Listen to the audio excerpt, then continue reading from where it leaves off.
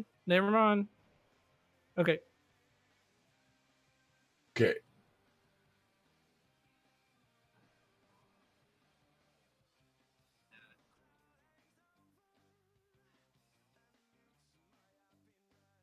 What?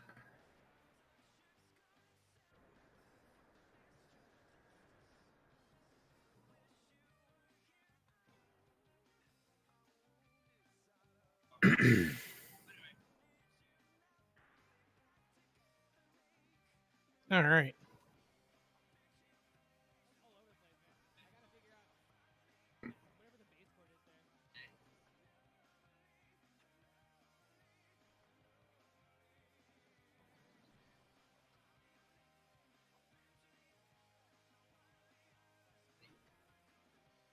Welcome, dude. Yeah, man. Let's see this shit. That's awesome. Well, if you're Killed Drew that too, dude. that is really cool. Right.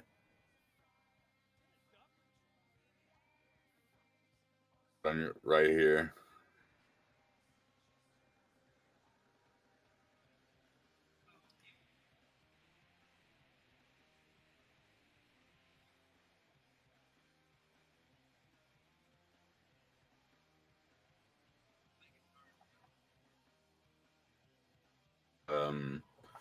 Well, it's a difficult answer for me because we're really focused on one thing at once. With the drums,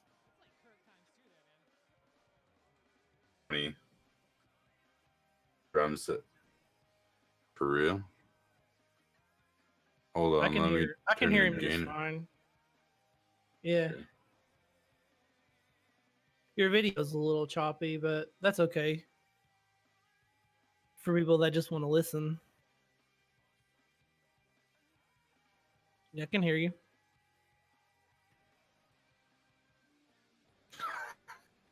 Please hold on while we figure out what the hell is wrong with our podcast. We already had. We took a week off and now everything went to shit. This is what happens. All right, there we go. Hair. Back on there. For some reason, it disconnected my mic. Don't care. All right, we're back. We're back. Take two and Take two. action. Yeah. Welcome, Lunchbox.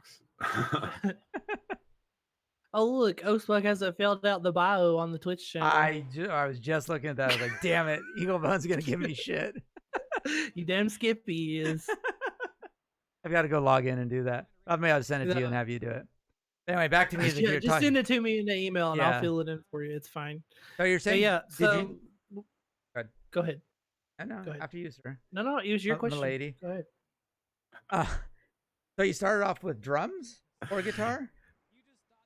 Yeah, so when I was about 20, so I honestly am like a late bloomer, I guess, as far as music goes, because I didn't touch an instrument, really actually try to play an instrument until I was 20 years old. I was in high school, or not high school, in elementary school, like with the clarinet and the trombone, but I had no need. I sounded like a dead goose, you know, and all I could ever do on the trombone was that Acme thing. So you know I'm a trombone player, right? Oh, God. That's why we're friends. It has to be why, because like you had to have known, or I had to have told you. Bad happened to you and you're a child. Oh, wow. It's like, all right, it's just gonna be the rest of the podcast is gonna be nothing but me and Magic Lunchbox making fun of each other for 2 hours or ever how long we talk. That works. Choppy as a motherfucker, huh? Yeah, you're a little choppy. I blame that on your interwebs. Oh, you know what I can do? Go for it. He's like closing all the stuff in the background. Yeah, dude. Damn it, I need to close Spotify. I forgot. That's like me when I start my streams up. I'm like, I gotta close the Xbox app. I gotta close this shit and all the.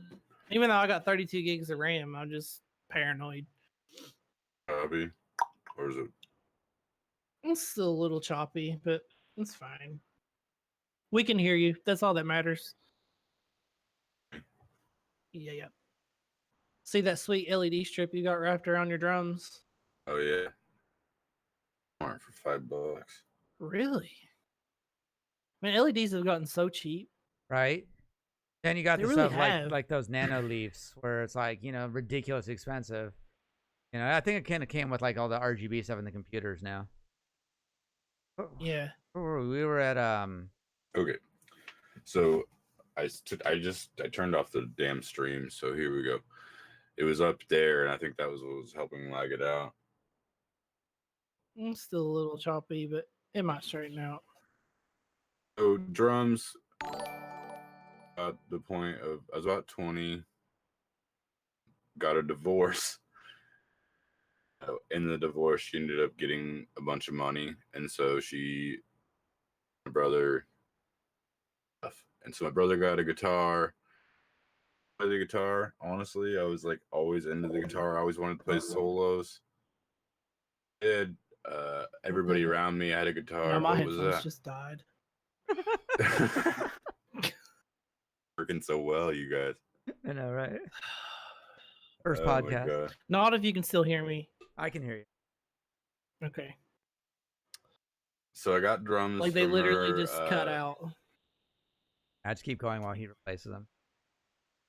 So I got drums. I wanted to play a guitar, but my friend Bryce had a guitar. My other friend had a guitar. My brother wanted a guitar. It's like everybody had a guitar. No one had Right. drums, and so it was like I just kind of like, if you will, and was like, "Fuck it, I'll figure out how to play the drums." Then, since no one else wants to, and I couldn't really play. I kind of sucked. And honestly, I really started getting better once I started playing the drums on Rock Band. Yeah. I like started playing the Rock Band drums, and I was like, oh shit, like Makes sense. a little bit. It's not like Guitar Hero. I mean, the Guitar Hero strumming is kind of the only thing that's similar, other than everything else is not really. And so I was like, whoa. And so I started getting really good at the damn game. And then I would just kind of take that over to the drums, progress from there. And then probably a couple of years into it, I got an acoustic guitar from a friend of mine, artist that always came over, and she'd come over and play Beatles songs and stuff and sing, and she'd get all drunk, and I'm telling her, I want a guitar. I always wanted to learn, but I ended up being a drummer instead. With me, she goes, here, you can have this guitar, and like so many chords or whatever. And so she took a piece of paper and she gave me like the 5 main chords, like E, A, D, C. And if I didn't learn them by the time she came back, she was going to take the guitar away. Jeez. You're That's sure like shit. I like chords, right? So I knew how to play these 5 changeable chords. And then I kind of put it down and never played it again. I didn't start playing the guitar again until maybe 2.5, 3 years ago. Back into it, I bought this Schecter. I started playing, and then I got Rocksmith last December, streaming Rocksmith and playing Rocksmith in December of last year. So I've been doing that for about 9 months now. So not even a year then. Playing Rocksmith for 9 months. That's crazy because like I've been playing it since it came out and I still suck.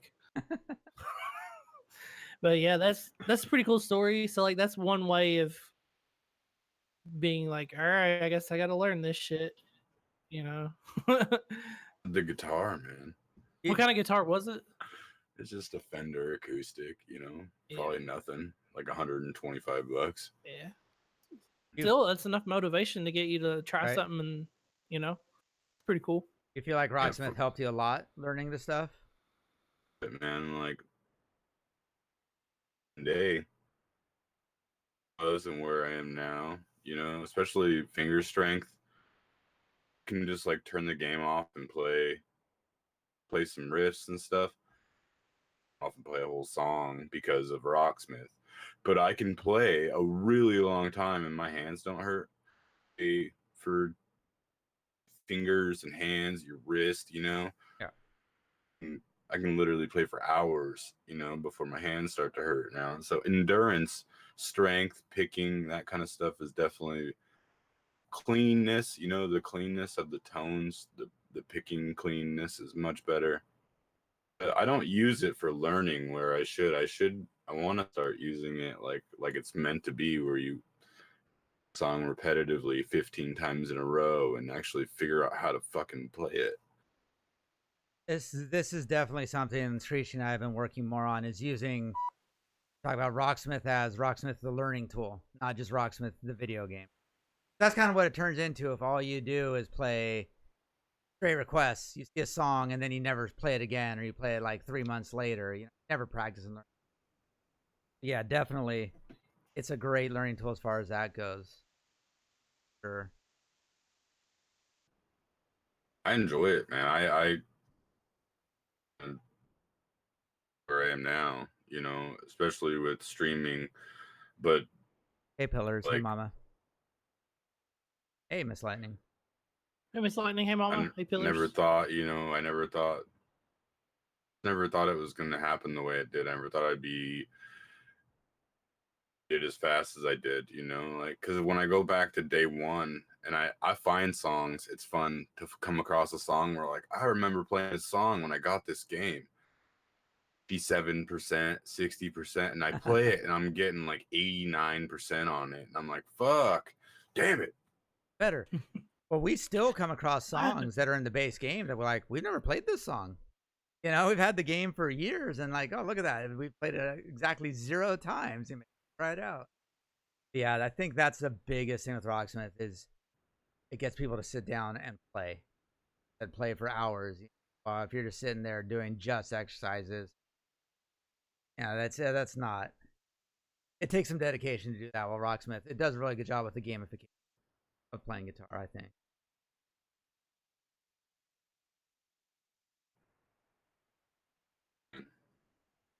You know, I just thought of something. You could actually like bring Discord up and then, well, no, you can't. Never mind.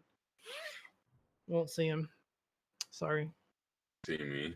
No, because your webcam doesn't work in it. Sorry, bro. I let you down. Oh, it's working. Well, yeah. Yeah, We have a backup. That's all that matters. Rocksmith is definitely. I mean, obviously we talk about it a lot, and we're all Rocksmith streamers. Most of the people we've had on here, but I will still, as many problems there are with the game, much as sometimes I absolutely want to throw the game driveway. Why? It's digital. Can't. I can throw the cables out on the driveway. How's that? Get out of here, cables. So you're gonna throw your PC out the window? Yeah, it's. I can totally relate God. to that for sure. Yeah, it is such a good learning tool, and it gets you people wanting to play guitar. You know, and some of the streams I enjoy the most are actually the people that are learning to play guitar. I'm watching them go through, and it's like they're learning the songs that are ridiculous, but they're sitting there playing them. Like, there's no way in hell you'd have played some of those songs without Rocksmith. Like, now you're trying it, and hey, you got 50%. You got 50%. You know, it's still the first time you've ever seen the song. You've been playing guitar for a few months. It's Right. Those are some of my favorite streams. I do, yeah. Robbie's story was pretty good. Like Yeah. you told me about Robbie's, he started out from nothing too. He did the what is it, the 60-day challenge or He whatever did the it's 60-day called. challenge. Yeah. Yep. That's It's cool. really cool to see On that bass. Yeah. on bass. And yeah, he just bought another guitar. He got Pillars has ESP. this. And I went and looked at what kind of guitar it was, and now I want one. I'm like, frick, man, What why did is you it? do that? Like, what is he wanting? Because now I'm It's curious. a headless. What is Pillars? Are you in chat? What kind of guitar it is you wanted? It's like a headless NK something. It's just like a Chinese model guitar, you know, and it's not super, but it's like it looks so cool, and they come in so many different models. I've always wanted a headless guitar, you know, one, but I want one. Yeah, that's the thing. It's like, oh yeah, that's really cool. You look it up. Yeah, I'm looking at it right now. Show everyone. 1 second.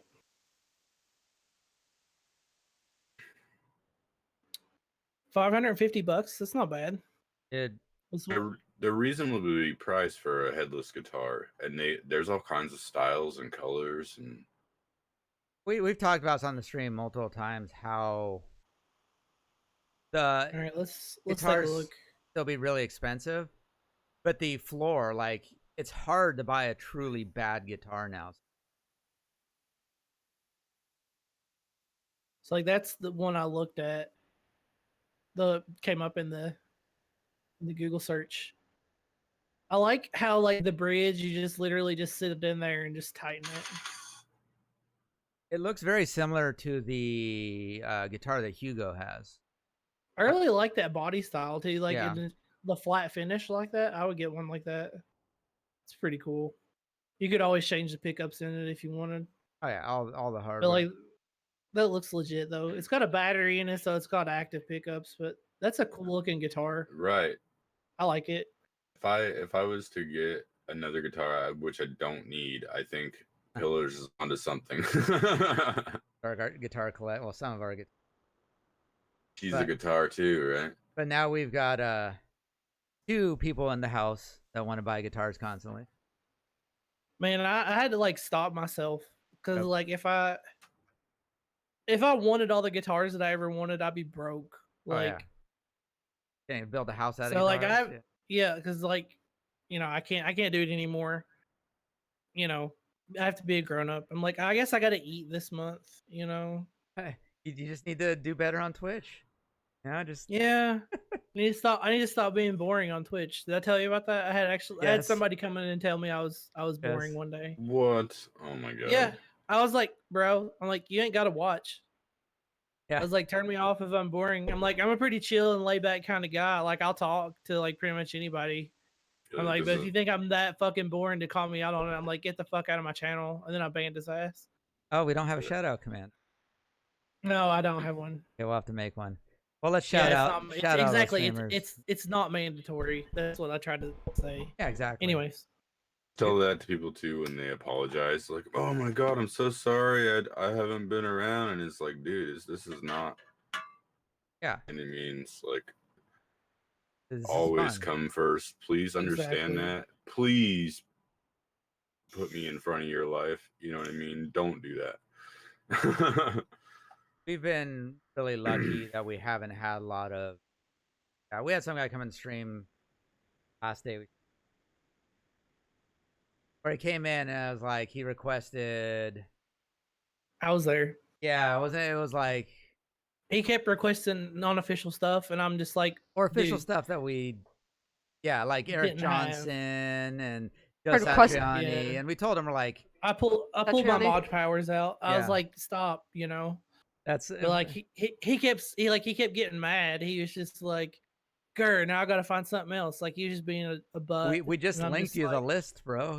This is the songs we. I linked it too. I linked it like twice. Yeah. I was like, "What is this guy doing?" Like, the songs he finally settled on were actually okay, but it was like, just told you, don't, no, get out of here. But we've been lucky, it's like people coming to the stream, and I think that's one of the best things we've had with the Rocksmith community is that most of these people, everyone that comes in is very supportive. Doesn't matter how good you are. You're always gonna get the people that come in and bust through the fire and the flame, tornadoes. So, but most of the people. Be like, I wish they would take Through the Fire and the Flames off. I can guarantee. Because like nobody can play that shit. Guarantee you, someone's going to bid on that, and someone's gonna have to play it during the stream. Do we have that as the goal? Hey, Wolf Mother. Well, no. Okay. While we're here, we might as well talk about this. We got a few people here. Wolf Mother, MagicLunchBox. Eagle Bone, I'm gonna be there. Screechy's gonna be there. Robbie's gonna be there. Other people we've mentioned. Fallout's gonna be there. Chainbrain, Young Gun. Now, Lady T and Boom will also be there. So we got a good chunk of streamers. On the 27th, coming up here during TwitchCon, it's the first Friday of TwitchCon, we're doing a charity stream, and it's also Screechy's birthday. Isn't that like next week? Not next week. Next week. Week from Friday. Week after next. Yeah, so coming up pretty quick here. And we're going to be doing a fundraiser and Screechy's birthday. We're going to be raising funds for the Juvenile Diabetes Research Foundation. And what we're doing is that she's actually going to play 4 songs with all the streamers, except for Lady T and Boom. She's going to play 2 with each of them. because we added them kind of late. But the first 2 she picked, the streamer picked the third one, and the fourth one's going to be up for community bid. So people can come in, bid on that song. They want to bid on Through the Fire and Flames, and they win. Somebody's going to have to suffer through that. Do you know how happy I am that people can't bid on Saint Anger? Like, I'm so happy that there's no official Metallica. There's still another week of DLC to be released. 2 weeks. No, sure. You know, Don't get my hopes up, I guess, right? It's gonna be Saint Anger pack coming up next week. Yeah, You're doomed. just for you. If you do that, Wolf Mother, I'm walking out. I'm flying back. Go for it. I'm like, peace out. I'm out of this bitch. Yeah, Miss Lightning. Sorry, Miss Lightning won't be able to make TwitchCon, but I'm hoping she'll be there modding. Another great Rocksmith streamer. I think you did a lot of your guitar learning with Rocksmith, also, correct?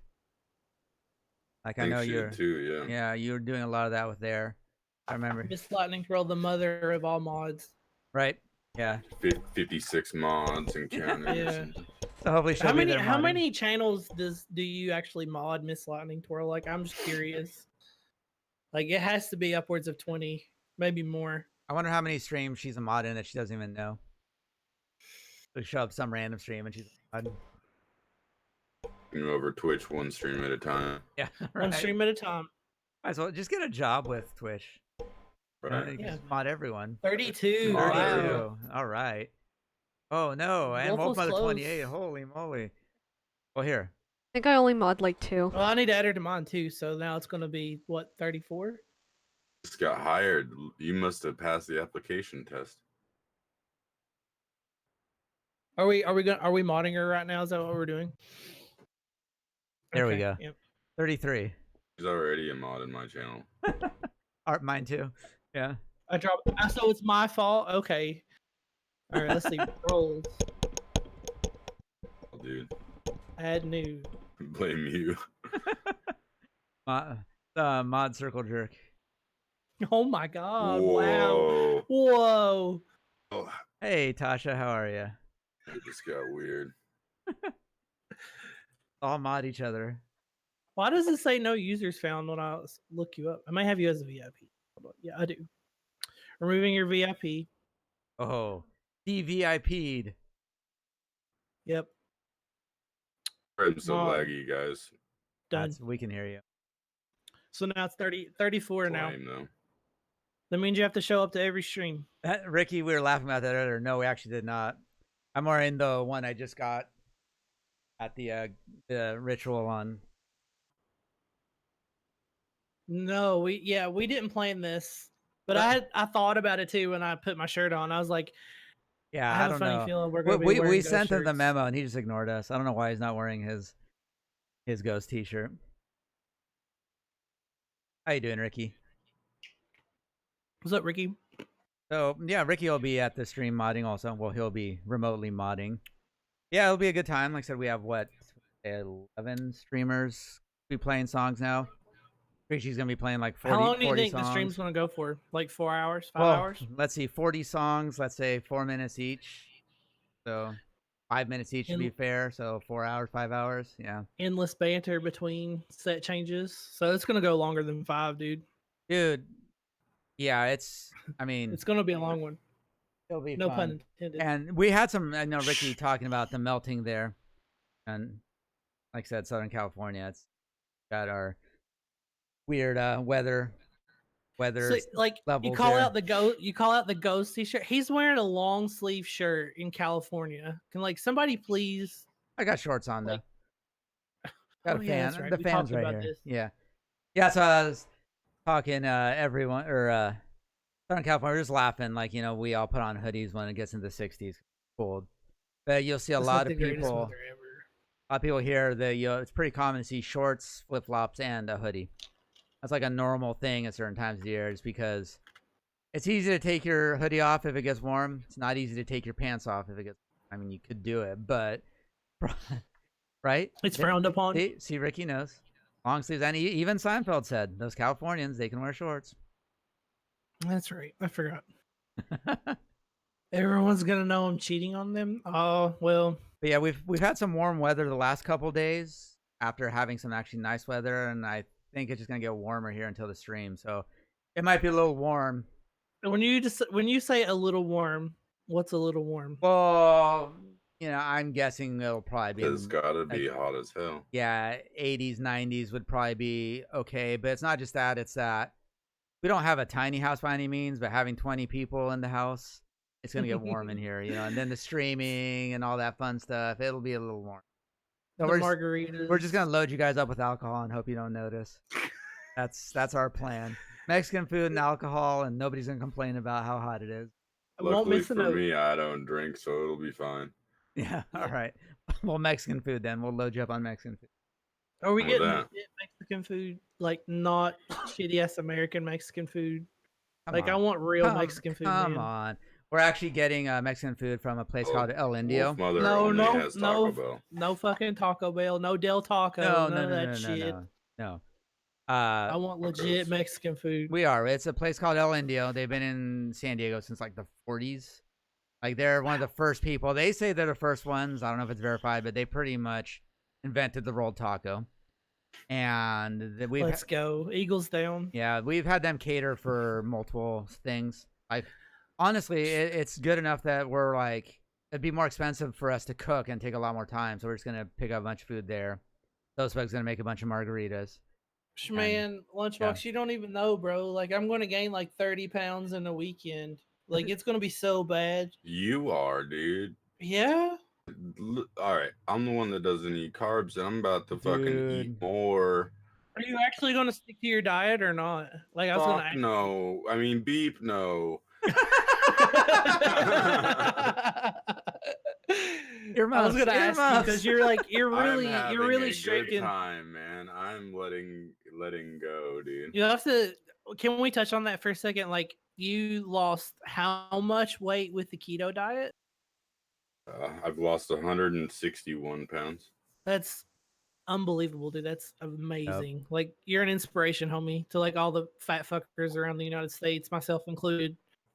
Keto is just that's awesome, bro. Like congrats. I don't know if you can see. Hey, Astro, how are you? Yeah, that's right. That was your starting weight, right? That's pretty cool. 86 pounds when I started. Wow. I'm 225 right now. Nice. That's awesome, dude.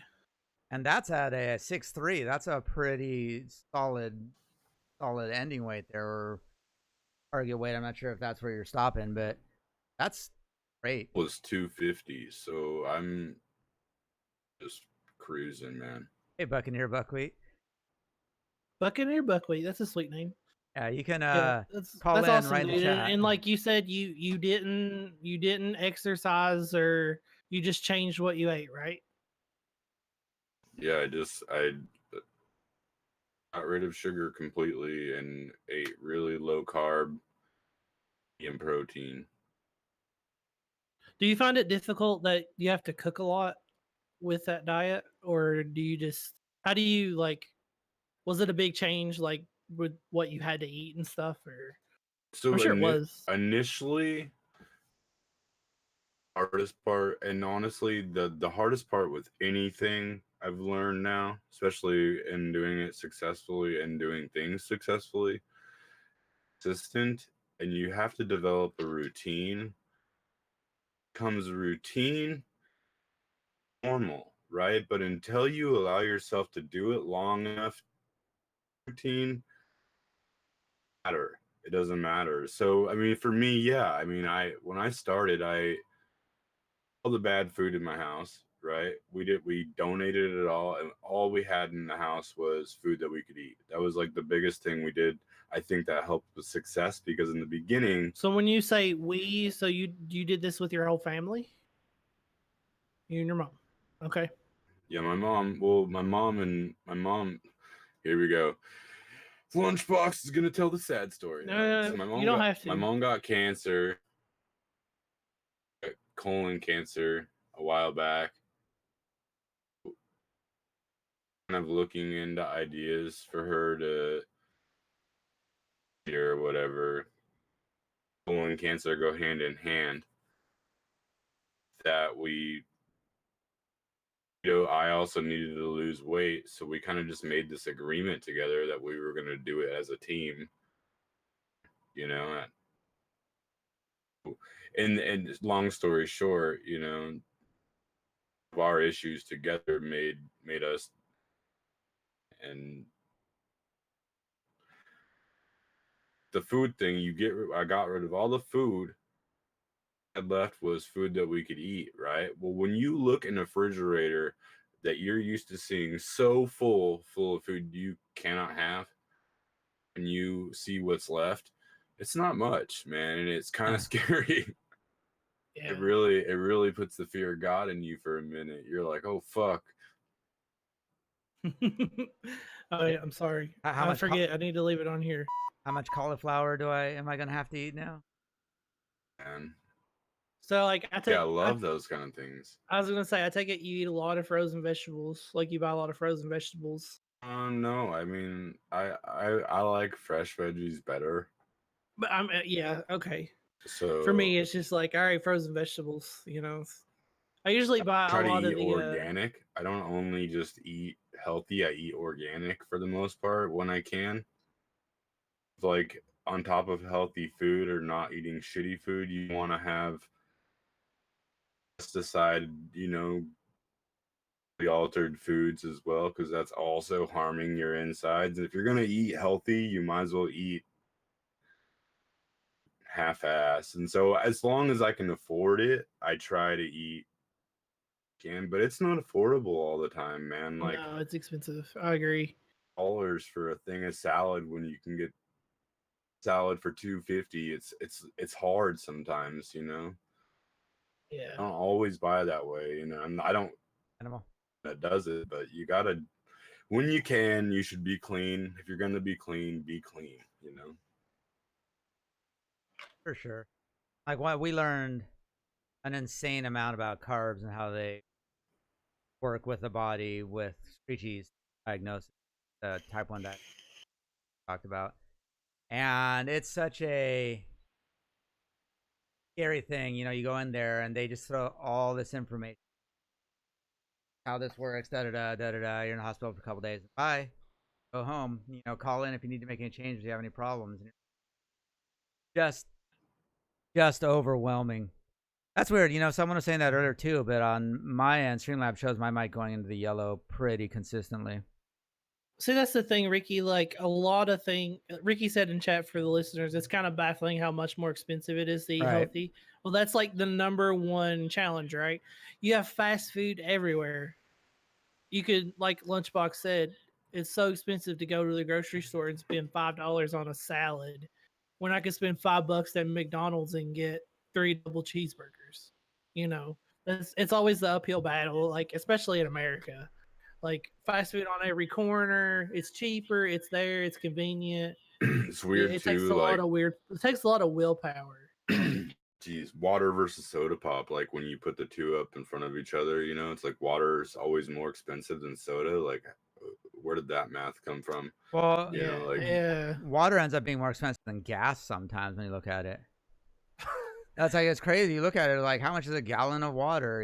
Like $3. I just paid $3.20 for gas. It's like, it's crazy sometimes. Wow, is that how much gas is per gallon in California? Well, it's at a low point right now, like at $3.29, $3.30. Yeah.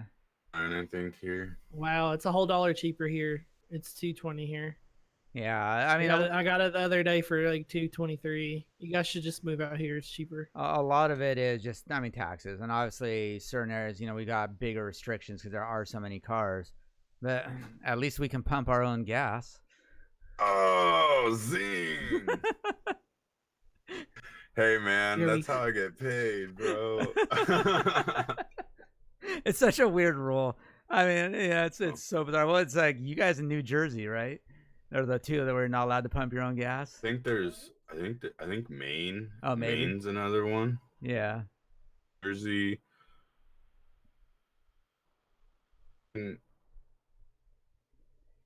There's a one in the middle, I think. There might be. Yeah, I'm not sure, but it's, yeah.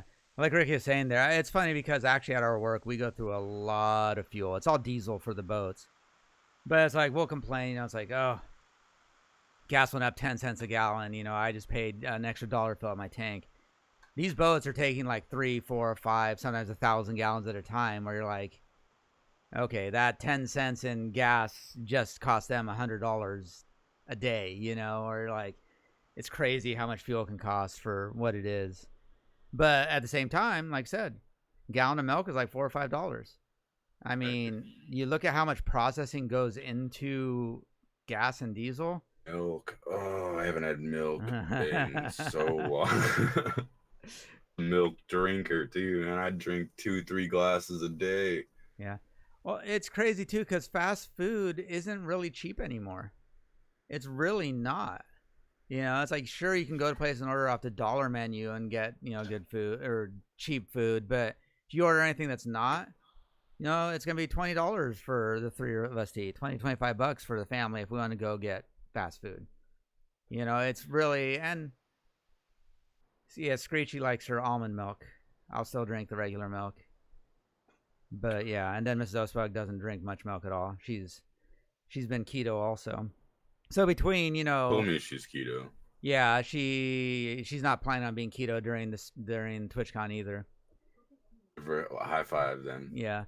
But yeah, and then like I said, between that, her doing the carbs and having to know everything, every time Screech eats anything, we have to know how many carbs it is so she can dose herself for it. You know, it was really an eye opener, like you said, you know, and then tracking calories. Like I did that for a while. You know, I lost about 15 pounds just tracking calories without changing anything else.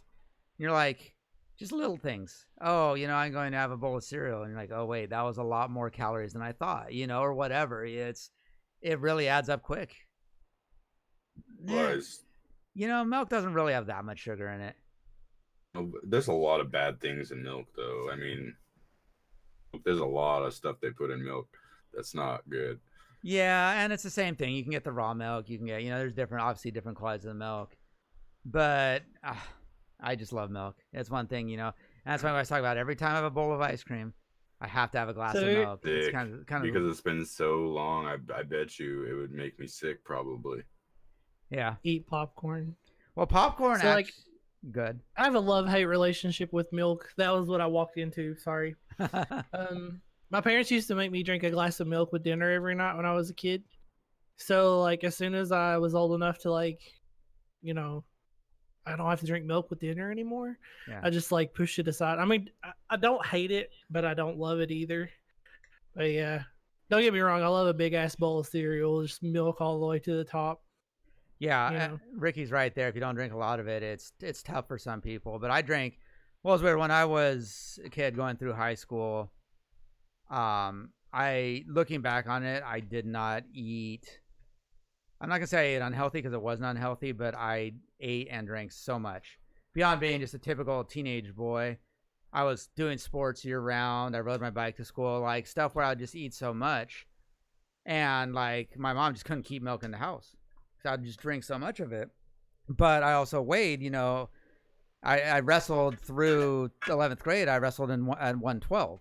Like I was small. You were a little dude. Yeah. And that's the thing is, but then as soon as I got out of high school, you know, a couple years into that where I wasn't nearly as active, like all of a sudden I put on a crap ton of weight. You know, by the time I was like 19, 20, I weighed like 180, 190. I just put on an insane amount of weight. Holy shit. Were you muscle or fat? It was both. Honestly, it was. There's a lot of fat too because I gained a lot of weight. That's a lot of weight fast. Right. It really was. You know, it's like when I graduated, actually, I think I was 130. That last year, I put on some weight for wrestling. I played soccer. I played lacrosse. So like, you know, and then I started working out, but that was still a lot of weight. And that was the most I'd ever weighed. And it wasn't all healthy by any means, you know, to go mad to the extreme there. And then I lost a bunch of weight and then gained it back, you know, but it really was an adjustment, even though it's like I said, I wasn't eating poorly. And you can see about 5'9". So now I weigh about 180. And I wish I weighed 180. Well, it's funny. I was looking at some of when I was going through removing all our clips and VODs from like when we first started streaming. I was looking at it. I was like, damn, I weighed 168 about this time last year, and I gained back a bunch of the weight just because I haven't been doing jiu-jitsu for the last year or so. But you can see, yeah, you can see Like when you look at pro football players that stop playing and all of a sudden they just look terrible because they're probably used to burning through 10,000 calories a day, and it's hard to make that adjustment. I gave up my jujitsu. It's too expensive. It is. It really is. You know, and it's kind of suffered that. And then now it's like learning about all this. Like I said, between the keto, I ate paleo for a while, just tracking calories, and then Screechy, we got to keep track of everything. And it's funny, we were just talking about this at work today.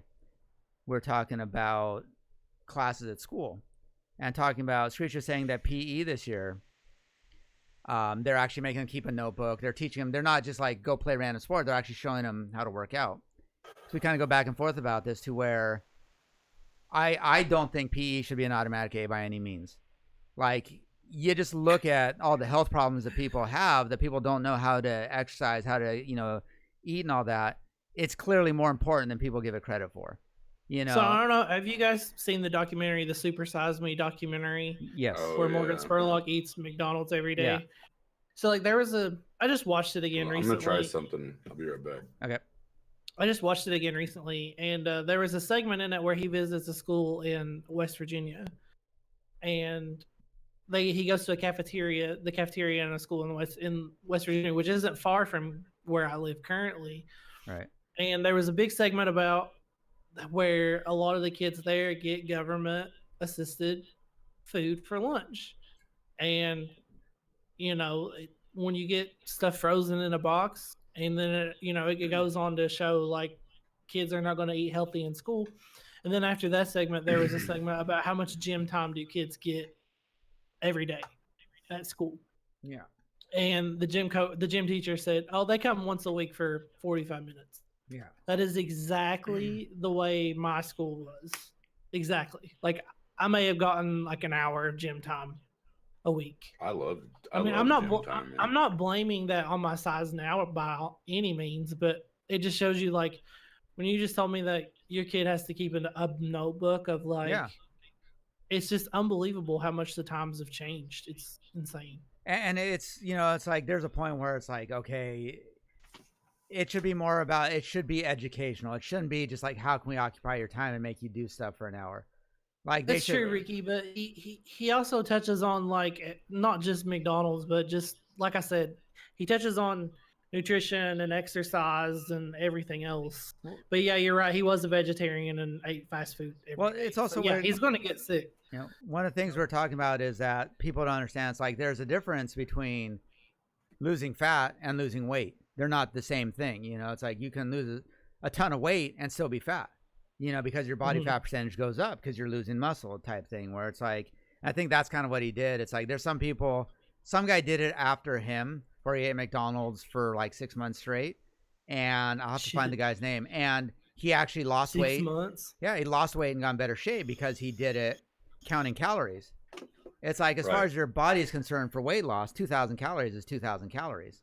It may not be long-term healthy, but if you eat 2,000 calories, it doesn't really matter where it comes from as far as that weight loss goes. That's what I like. Well, that's kind of, that's what I've learned with all the weight loss too, is the biggest thing I've learned is, like, what happened when you, especially when you switch keto, is you get fuller, like, faster because of the fat. The fat makes you full and it keeps you full. The carbs make you hungry. And so your body strives, and it literally will growl for you're not hungry, you don't need that food, but your body thinks it does. And so what'll happen is you'll eat less, and so my plate dramatically would get smaller, right? And now I'll eat once or twice a day, and it's like plates of food like this, where before my plate was this big and it was heaping, and sometimes I go back for seconds, like literally. What the hell was I doing? Sometimes, like, I can remember mountains of potatoes, like, oh my God, mountains of potatoes. Like, and if you shrink that plate down, it really doesn't matter exactly what's on there, as long as you're only putting enough fuel in the system to run it. If you overfuel it, it's going to store it as fat, and that's essentially how your body will work. Did you find yourself, like, getting tired when you first switched because you weren't eating as much carbs? Oh, there's all kinds of weird shit that happens. The keto flu. All right. I didn't get the flu, but I know people that have. My mom didn't get it either. I know a lot of people give up. You actually get the flu, or is it like? Well, you get flu-like symptoms. You feel Yeah. lethargic, slow. Yeah. From what I've researched, healthier people tend to get the flu more over unhealthier people that go through it, because they like if you think of it like a gas tank on a car, right? And a person that's been eating unhealthy their whole life or whatever, their gas tank is full of carbs, right? And it takes a long time to run that to the bottom. And so what you're doing when you quit eating carbs is you're running this gas tank out until it's out long enough that it uses a thing called ketones to burn fat as a fuel source instead. So it'll burn your stored fat. So when you have this gas or whatever, these carbs, and you're running the fuel out, in a healthy person, there's not a lot in there, right? Yeah. Healthy people don't eat a lot of carbs anyway, so that abundance of carb fuel isn't there. So what will happen is that they'll run it out and they'll get to the bottom of the tank, and their body is striving so hard and looking for carbs that it starts pulling essentially the grunk and gunk, and it's fueling up their fuel filter with shitty yucky at the bottom of their tank. Whereas an unhealthy person has such a amount of carbs that it typically they don't, by the time the flu would set in, there's still enough for your body to eat or use to fuel itself that you don't get sick or you don't get the symptoms, I guess. It's weird when you would think a healthier person would have a less of a chance, but It's like putting bad gas in a sports car versus putting bad gas in a car that's already crappy. Yeah, right. I can see. That's a good way to put it. Yeah, it's a really good way to put it. It's like, and like Ann was talking about there, insulin response. People, this is the weird thing, and this is kind of why I'm saying P should be more educational than just go run. Just go spend an hour exercising, which is important in itself. Don't get me wrong, that's super important. But I mean, the human race is so varied, and like you've got like everybody's different. Yeah, everybody's body is different. Right, the Inuits that survive on nothing but fat and protein because they don't have a lot of carbs. You got people on islands that are eating nothing but fruits and carbs. And yeah, I think a lot of people did that in college, eating one meal a day. But everybody reacts differently. It's like you said, like we're talking earlier, some people can drink milk, because they have the right genes for it. Other people can't drink milk at all. Or little things like, well, not parsley, but which is it? One of those flat leaf vegetables where it tastes like soap to some people.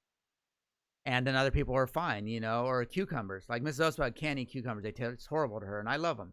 And I love cucumbers. And it's just so weird. Gross. Yeah. If it touches my salad, I can't even pick right? it off. Like, right? You don't like them either? It seeps into the juice. Like, you ruined it. I have to just get rid of the shit. We have this delicacy here in Kentucky called salt pickles, where people just literally take a cucumber and put it in a brine and just let it sit in a mason jar for like a week. That's pretty much. And you just eat them. Yeah. So and they're so good. I love pickles. I love cucumbers, man. They're delicious. So that's odd. MLB, do you like sour cream?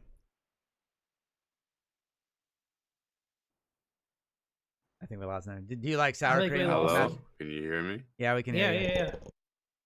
Yeah, I do. Okay, because Miss Oswald doesn't, and I got a friend at work. One of my co-workers doesn't like cucumbers or sour cream. Like, they got kind of a related taste. Not parsley. It's kale. No, is it parsley? Yeah, maybe it's parsley.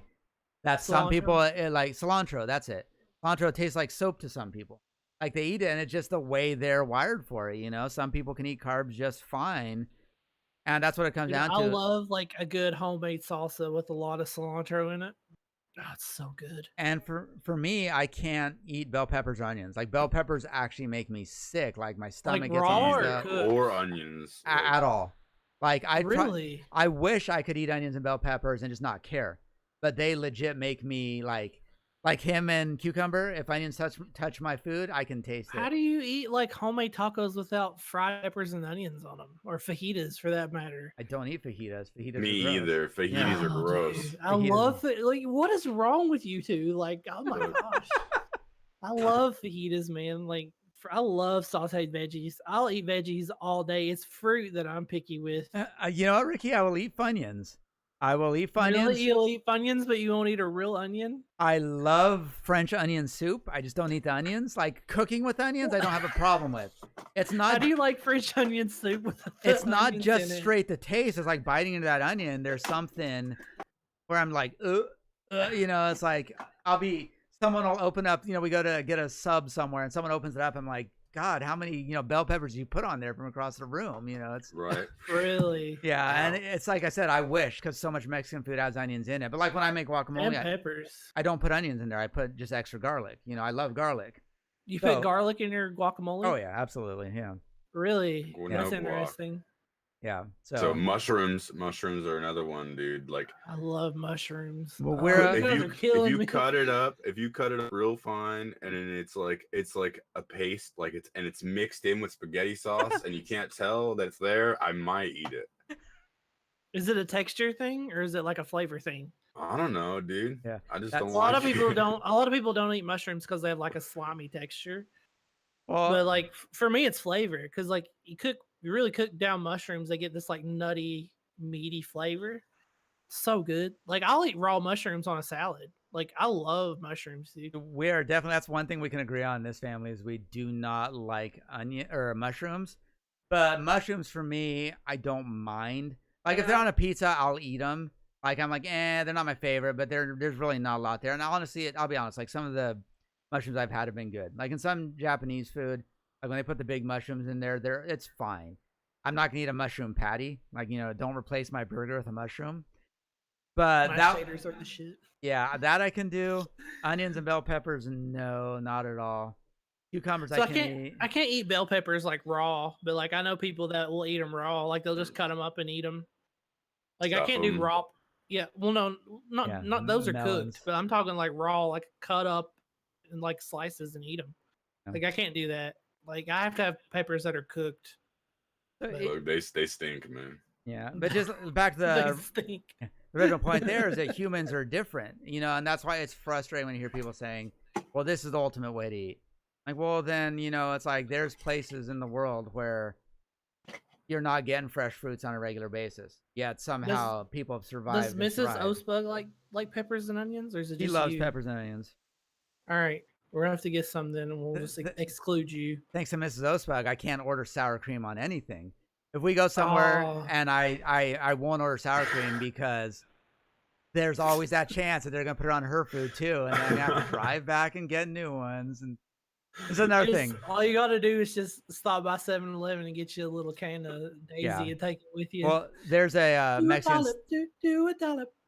I don't think Screechy particularly likes onions, but I don't think she hates them like I do. So I think she got kind of mixed there. But yeah, I'd skip that. But yeah, back to that, it's like people are different. There is no ultimate way of eating. You know, when it comes down to it, even when you're keto, it's like your brain, even when you're not eating carbs, your body's still creating carbs. Mhm. You know, gluconeogenesis, where it's your body turns that fat, it turns it into carbs. You know, so I know there's like simple carbs and complex carbohydrates and all that, where it does affect the body differently, but in the long term, they pretty much all end up being carbs, but just how your body goes around it, you know. And some people can handle that fine, other people, no good. Well, Portnoy, I totally believe that you don't like onions because you're classy, like me. No, Oh, is that okay? That's what it is. Classy people are the only people that don't like onions. Correct. Really? Are you trying to trigger me right now? Are you saying I'm not a classy gentleman? What the hell is this now? sorry. I feel like I'm being personally attacked on You my own know, podcast. Yeah, Portnoy and I, not only were we old and distinguished, I'm guessing he has gray in his beard too. We're classy as fuck. Hey, I have a little bit of You're not gray there starting yet. to You know, gray it's in. like, and classy You people guys haven't- like saying. You guys anger. haven't seen the bald spot though. Like I'm almost afraid. You're gonna see it and you're gonna be like, oh my god, the dude's only 31 and he's losing his hair. Yeah, It's yeah. bad. Like Privilege said, people process different proteins differently. You know, it's like there's room. I mean, it's like, and that's kind of one of the things we're talking about, just like PE. And the other one, it's like certain people need it, but do you really need to make everyone take trigonometry and pre-calc? Wouldn't they be better served by? Only classy people take trigonometry and pre-calc. This is true because I took it. But Dude, I mean, wouldn't home I ec see, yes. wouldn't home ec make more sense for 95% of those people in high school? How many Dude, people I think honestly, like, I think everybody should have to take home ec. exactly home ec? I Everyone wish I should. would have, man. Oh I'd be a yeah, much same better here. cook. Same here. Like, I feel like everyone should have to take home ec. Instructions Like, and it's edible, but Well, yeah, and this home ec is prepares you for college. Exactly. this is one thing It that teaches you how to make ramen in a coffee pot, which we've all done. honestly, I'm very firmly of the belief that college or high school should not prepare you for college. It should prepare you to go out and get a job. Because honestly, most people probably don't need a 4-year college. Like, No, and they don't want it. A lot of them get there and they don't want it anyway. most people, yeah, how to change a tire. Well, balance a checkbook. You're showing your age there, man. I haven't written a check in, God, I can't remember the last time I wrote a I write check. I think I write one check a month to pay my car because the idiots can't Yeah. figure out how to set it up to pay it online. Because the And bank, I have my car loan through a local bank How that to ba- finance my car. how to make a It's budget, not like a big change. Yeah, how balance to your do a bank budget. account. Yeah, for sure. That's way more important to me than, the other thing to me is like, get rid of language. I know in how high to school. fix the loose cassette tape with a pen. Absolutely. I'm not that young. I learned that in high school. Get rid of languages Can you in high school. lunchbox? Can you fix the cassette tape with a pen? Do a magic trick with a pen. Like the one the Joker did. Oh, I don't know what that is. Here, I don't know if I'm probably too laggy for anybody to see it, but you guys can probably see this. Make it wiggle.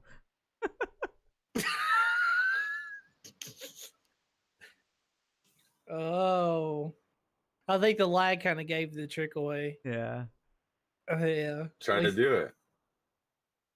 I don't do have a it. pen. I'm all digital. I don't use pens or pencils. Give it a try. The pen's floating. Oh, I dropped it. Somebody clip it. Try it again. Let's make the pen float. Woo, Ooh. My dad used to do that trick all the time when I was a kid to make his remove his thumb from his hand. Well, privilege. The only reason I say languages shouldn't be mandatory in high school. Who actually learns a language? That to me, it's like they either need to make it more immersive or just not have it. Because I don't know anyone that actually learned how to speak a language in high school. Latin, I'll take that back. Latin, I know a lot of people took Latin, and that was not to speak it. That was for learning Latin to learn other languages. But I just feel like unless you're going all in, learning languages in high school and forcing people to do it is a joke. Like, I think I got worse at speaking Spanish. Like, I think you would do better teaching people home ec, teaching people, teach everyone how the civic process works, how elections work, how our government works. Like I said, teaching people how to balance checkbook. Or how it's supposed to work. Yeah. Or if they want to take a language, yes, let them take a language. But requiring it is just a joke. But, I mean, most people I know that took it enough to get out with it and they were done with it. It's Same like here. Almost everything, though. I mean, even math and English, for that matter, they do enough to pass and then they move on. Like, you shouldn't be going into college having to take a business writing class. Right. You shouldn't go into college having to learn some of these things where it's like, you've got 4 years in high school. You should come out of high school knowing how to function as an adult. What about public speaking? Yes. The college I went to, you had everyone, no matter what major you did, had to take one semester of public speaking. See, that's cool, Animal. And we actually took one semester of, well, for me it was different because I took AP Economics, which got me out of U.S. government. But yeah, it's U.S. government. Yeah, it's like learning, but that makes so much more sense to me than a fourth semester or a fourth year of math. That, don't get me wrong, math is useful, but most of those people are never going to use pre-calc or trigonometry. I can't remember, even when I was doing computer science, I can't remember once using trigonometry. And if you talk to anyone that's a computer programmer, there's usually someone in that company whose job it is to do the math. They get the guy that's good at math to do it, and you go ask him how to do it, and they tell you how to do it. You know, but Trick's pretty tough. Like that was Trick, one it of the is. one that was the one of the math classes I struggled with was trig. Now calculus I could do, Right. but trig with the all Yeah. it is triangles and like is really I found hard. I thought trigonometry harder than calculus for sure. And absolutely. up until the third semester of calculus, where it just lost me. I was like, See, a lot of people struggle in calculus don't actually struggle with the calculus part. They struggle with the algebra.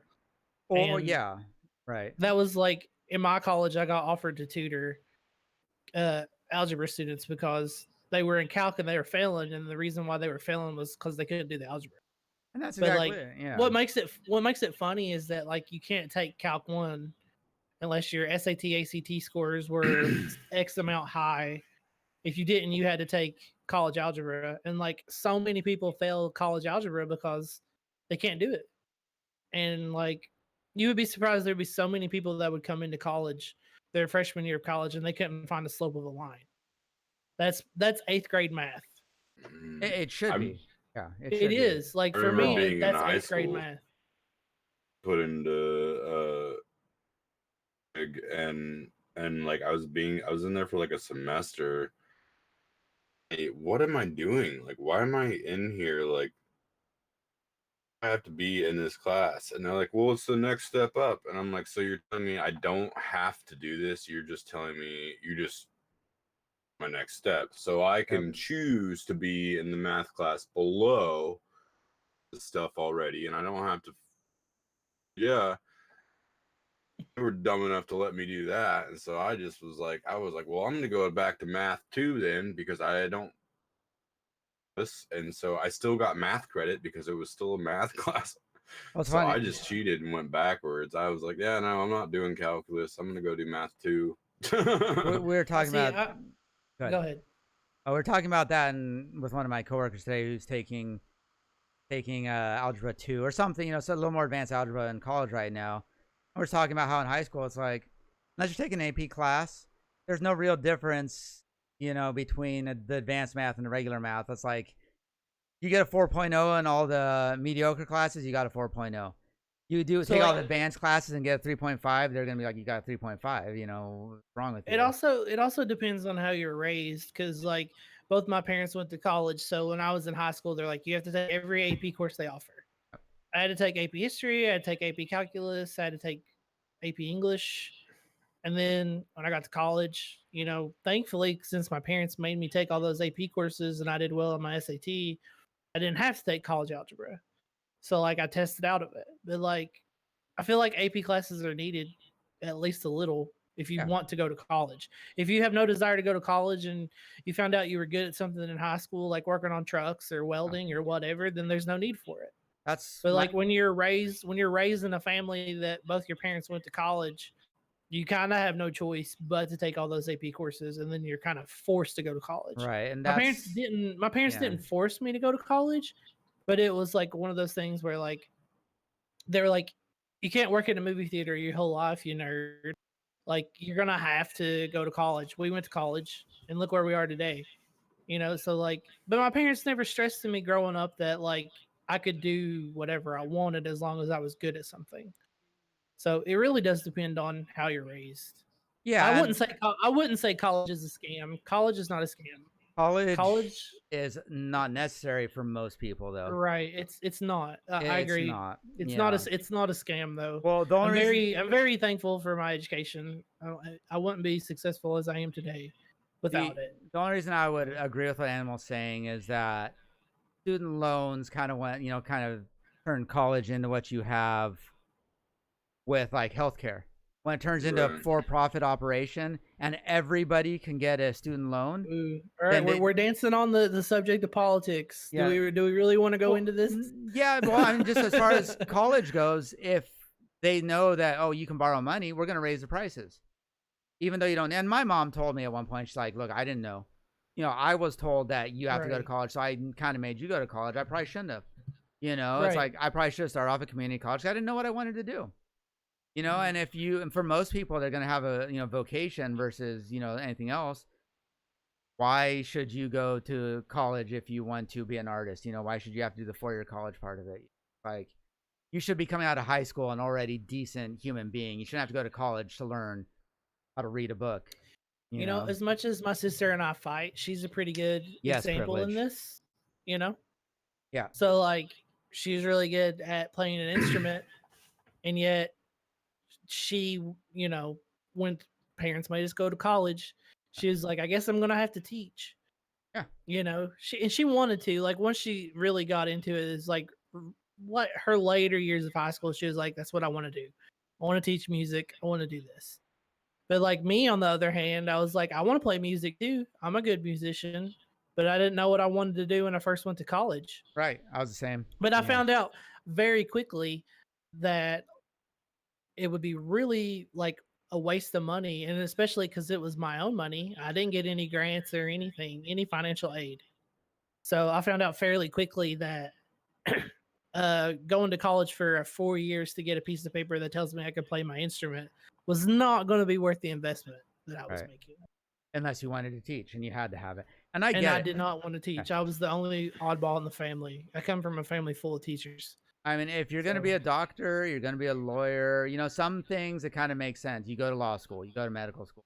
If you're going to be a car mechanic, you're going to be a plumber, you're going to work in an office, you know, doing data entry, you don't need to go to four-year college. And like Privilege said there, the thought that you're required to go to college is kind of you know, people are getting bullied into it. And then people wonder why everyone's in debt, you know. Some people are kind of lucky enough, or I don't know if I'd call it lucky, to where their future or career is set in stone, you know, and so it's easy for them to kind of like in and go, okay, if I want this, I got to do that to successfully get there, you know. But like I find that college still don't know what the hell we want to do, and I think one of the biggest fears, I know it was for me and why I didn't go, I was so worried that the time that I was going to go 4 years, go 3 years and change what I wanted to be, and then end up getting this degree that one I use. I don't want to. I end up not wanting to be this because I forced myself to make a decision rather than, you know. And I think a lot of it comes from not having to be responsible when you're younger. Some people are more responsible than others, but a lot of times your mentality when you're a kid, the reason why you don't want to learn, don't want to go to college, the reason why you don't want to do the hard stuff is because you want to hang out with your friends, you want to party, you want to be cool. It's not cool to be nerdy, it's not cool to be smart, you know. Like there's always like, and when you're young, like that shit matters, like, but when you're older you kind of realize, oh man, if I could only go back and relearn, or if I only knew what I know now, you know. And I hate that happens because it's exactly learnable when you're a kid, you know, like. But at the same time, the whole thing, it's like, if you don't go to college now, you're never going to be successful. You have to, you know, go right after high school, where it's like, how many people come out of high school not really knowing what they want to do? There's some people, Ricky made a good point.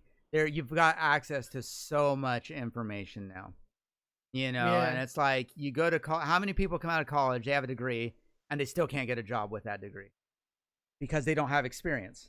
Right. You know, it's like for some of these, that's the number one thing. Like, it was so hard for me to get my first job out of school because every employer wants 3 to 5 years experience. Well, how the hell do you get 3 to 5 years of experience if you're fresh out of college with a bachelor's degree? And that's actually before I did design, before I did graphic design, I was doing architecture.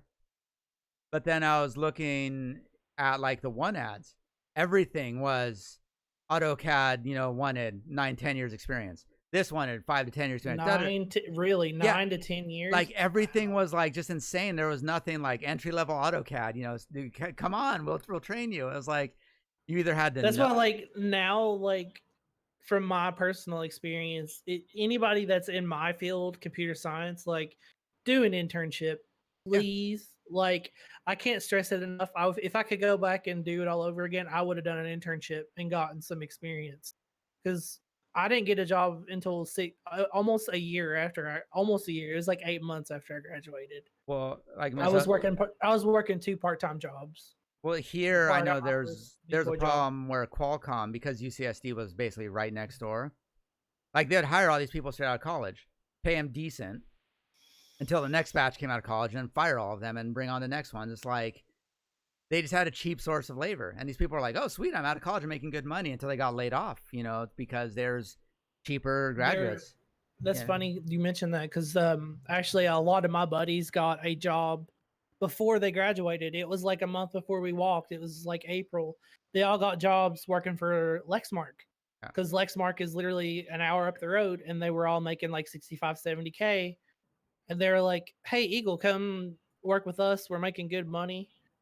And I applied and I interviewed, but I didn't get the job. And I was like, "Okay, well, better luck next time, right?" Well, like 3 months later, all of my friends got laid off Yep. because they were like you said, they had them for 6 months. They got what they needed out of them, and then they kicked them to the curb. They brought in the And cheaper college graduates. it's so awful, dude. Like that's so terrible to do to somebody. And even like Mrs. Osberg was saying, her younger sister, she's been struggling to find a job. It's because these people, you go to college for 4 years, you come out of college, you haven't worked for the last 4 years. Oh, we want someone with experience. Well, Yeah. it's like it's tough. And like, Well, what's the turnover rate as well? yeah, Leave them, like, because I know like a lot of times you get a degree in something. Like my old coworker got a degree in water, like she's like a water reservation reserver person. Those people work until they're 60, 70 years old. It's like, so the people that are still there, she gets in when they retire. So like, yeah, for someone to turn like 60 to 70 years old to retire so that there's even a spot open. Yeah, and that's what scares me because, like, at this job that I got back in April, there's somebody on my team that's 60. He literally just had his 60th birthday. And to hear him say, "I'm not going to be able to retire for another 8 years," scares me for my Yeah. generation.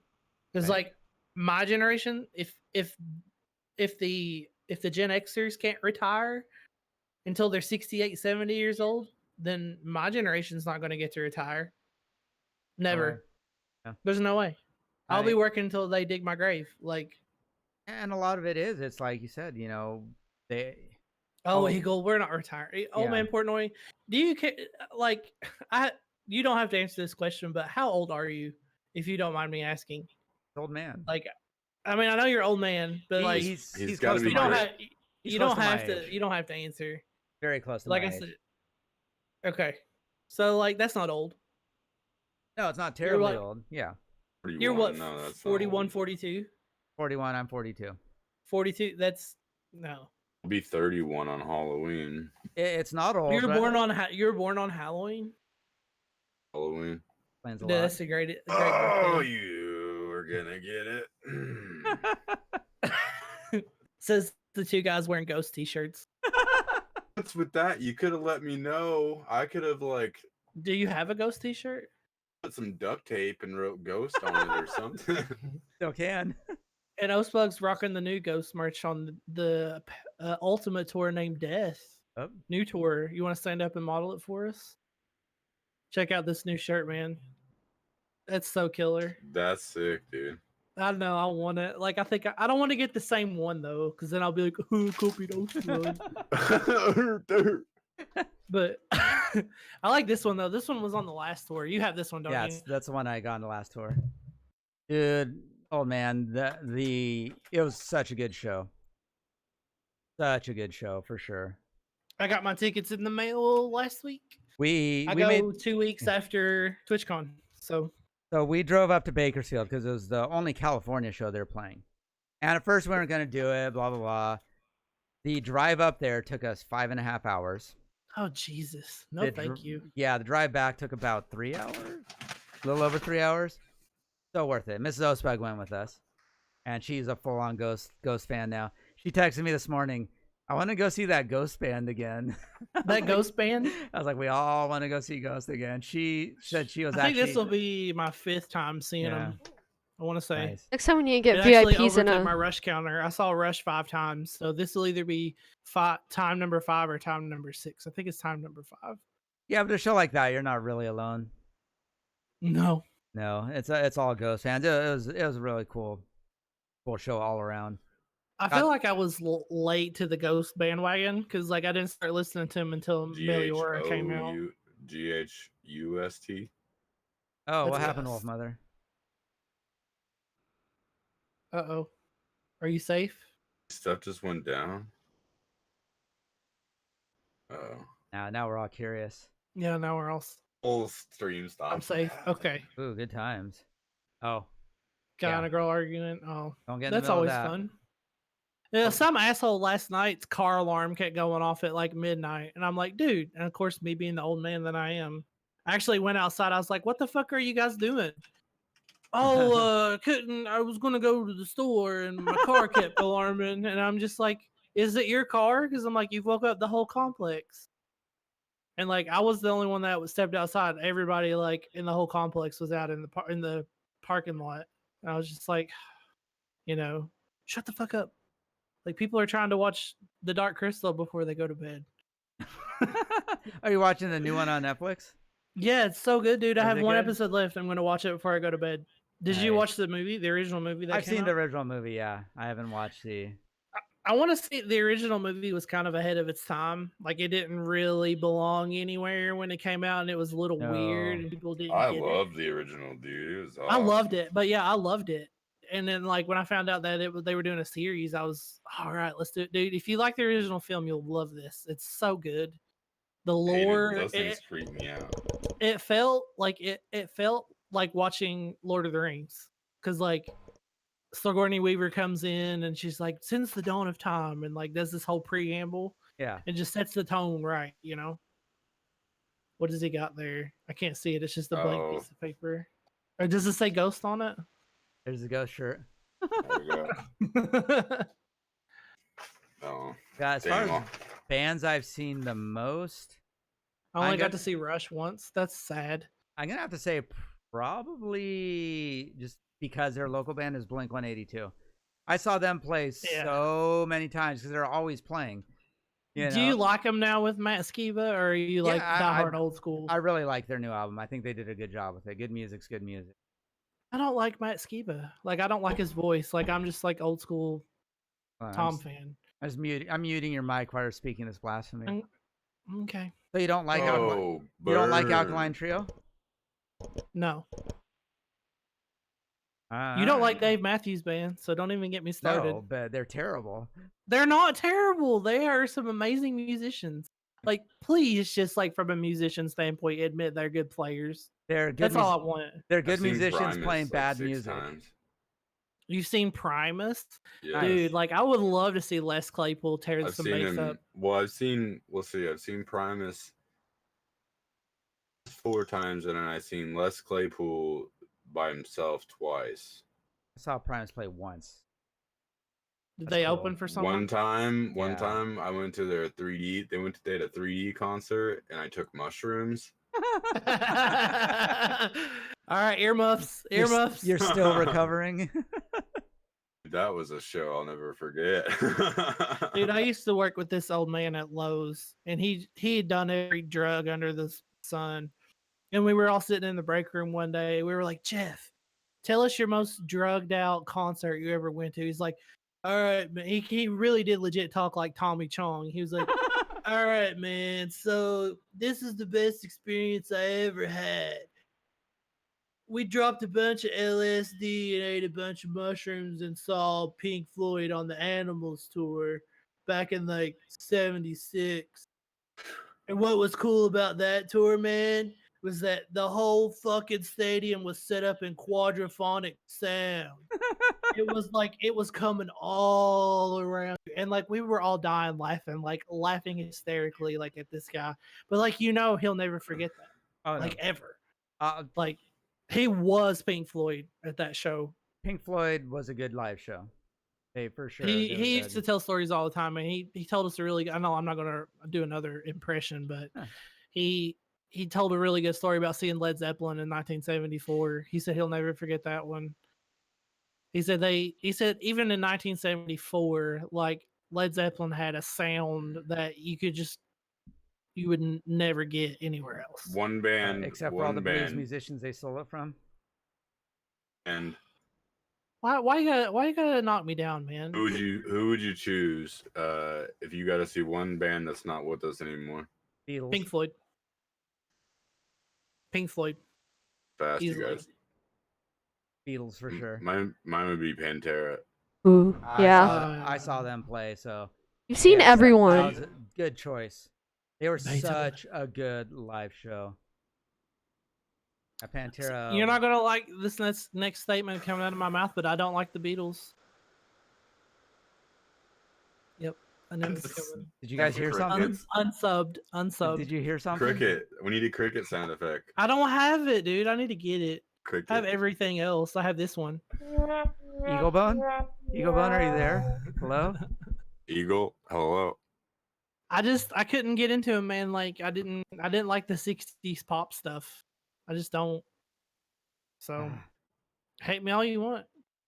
I'll still be your friend, even though you won't be my friend. Cool. I'll still be your friend. You know? You just, Yeah. But yeah, like if I had to pick one band that I could see alive or dead, it would definitely be Pink Floyd. Because growing up, that was what I listened to. And you can call me a weirdo all you want. All the other dumbass kids were listening to boy bands and shit. My dad gave me Dark Side of the Moon. The Pink Floyd probably copied some Beatles songs.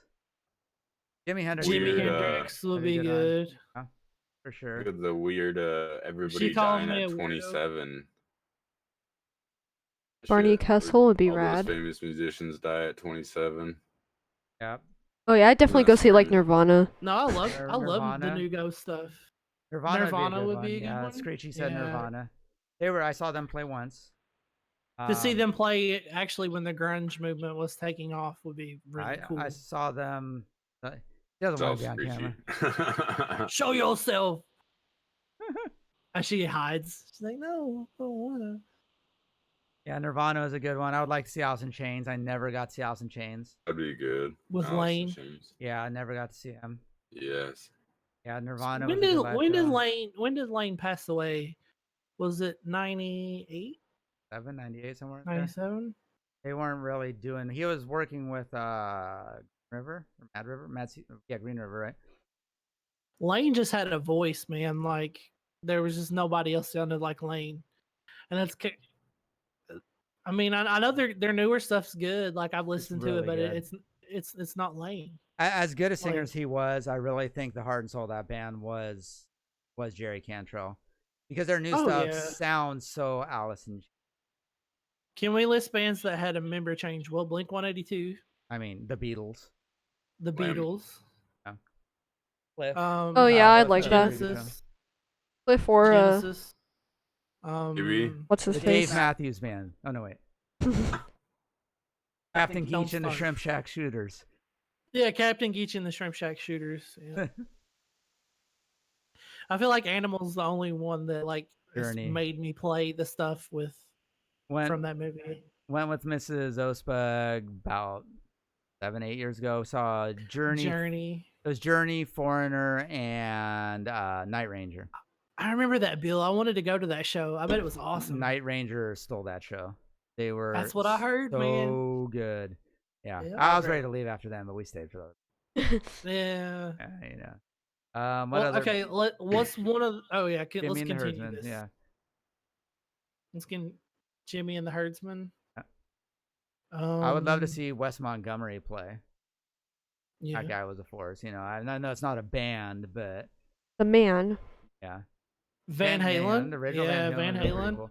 The original Motley So Crue. like, Motley Crue. all right, you guys might hate me on this one, but I like Sammy Hagar better than I like David Lee Roth. You know Sorry. what? I think the stuff they did with Sammy Hagar was just fine. Yeah, I think Sammy Hagar was fine as well. I've got no I problem with love him. it. There's so many diehard one of those Van Halen things fans. Yeah. where people were just like biased. It was like, my team's better than your team. Like they really had no say and really probably couldn't tell the difference if you played them tracks side by side. We've got quite a few Van Hagar fans. Yeah, I mean, the Fuck album is probably my favorite Van Halen record. that was the first one I really got into. Like I'd heard their So stuff before that, good. and yeah. But yeah, So good. The one we always listen to. 1980, with Panama and stuff like that. Van Halen's a good one. Motley Crue with the original lineup back in. I would like to see them in the 80s. In the 80s, yeah, me see too. them at their peak. AC/DC is another one where I can never tell the difference between their original singer and their later singer. I'm like, it sounds the same. You know, it's, Bon Scott and what's his name? What is his name? Help me out here. How the freaking hell do Brian you Johnson. find somebody with a voice that is that unique, and you can find somebody that can mimic it? I mean, they pretty much did the same thing with Journey. That guy's voice sounds. And like so many people gave that guy shit. Like they're like, oh my god, this guy sucks. He doesn't sound like Steve Perry. I'm like, are you kidding me? I'm like, he sounds just like Steve Perry. If like if you were to like listen to it without seeing, you couldn't tell. They're looking at him. They're like, oh, he's not white, so he's Filipino, so he's not. He's singing about Manila. Get out of here, yeah. Prince would have liked to see Prince live, and Queen. Yeah, that'd be a good one. Yep. And there's lots of bands, but if it was one band, it'd be the Beatles. I know my parents got to see Michael Jackson in like the 80s. We tell that story all the time about how a juggler opened up for Michael Jackson. That was the opening act, was a juggler. Like he just, for like 30 minutes, he just like juggled bowling ball pins and swords and shit. And Dad was like, I couldn't believe what I was seeing. I was hoping it was going to be like some heavy band, but it was a juggler. I remember him telling that story. We were just talking about this a couple days ago, where like Soundgarden, that'd be good. I did see them; they were good. Good too. So many bands. Stone Temple Pilots. Saw them play.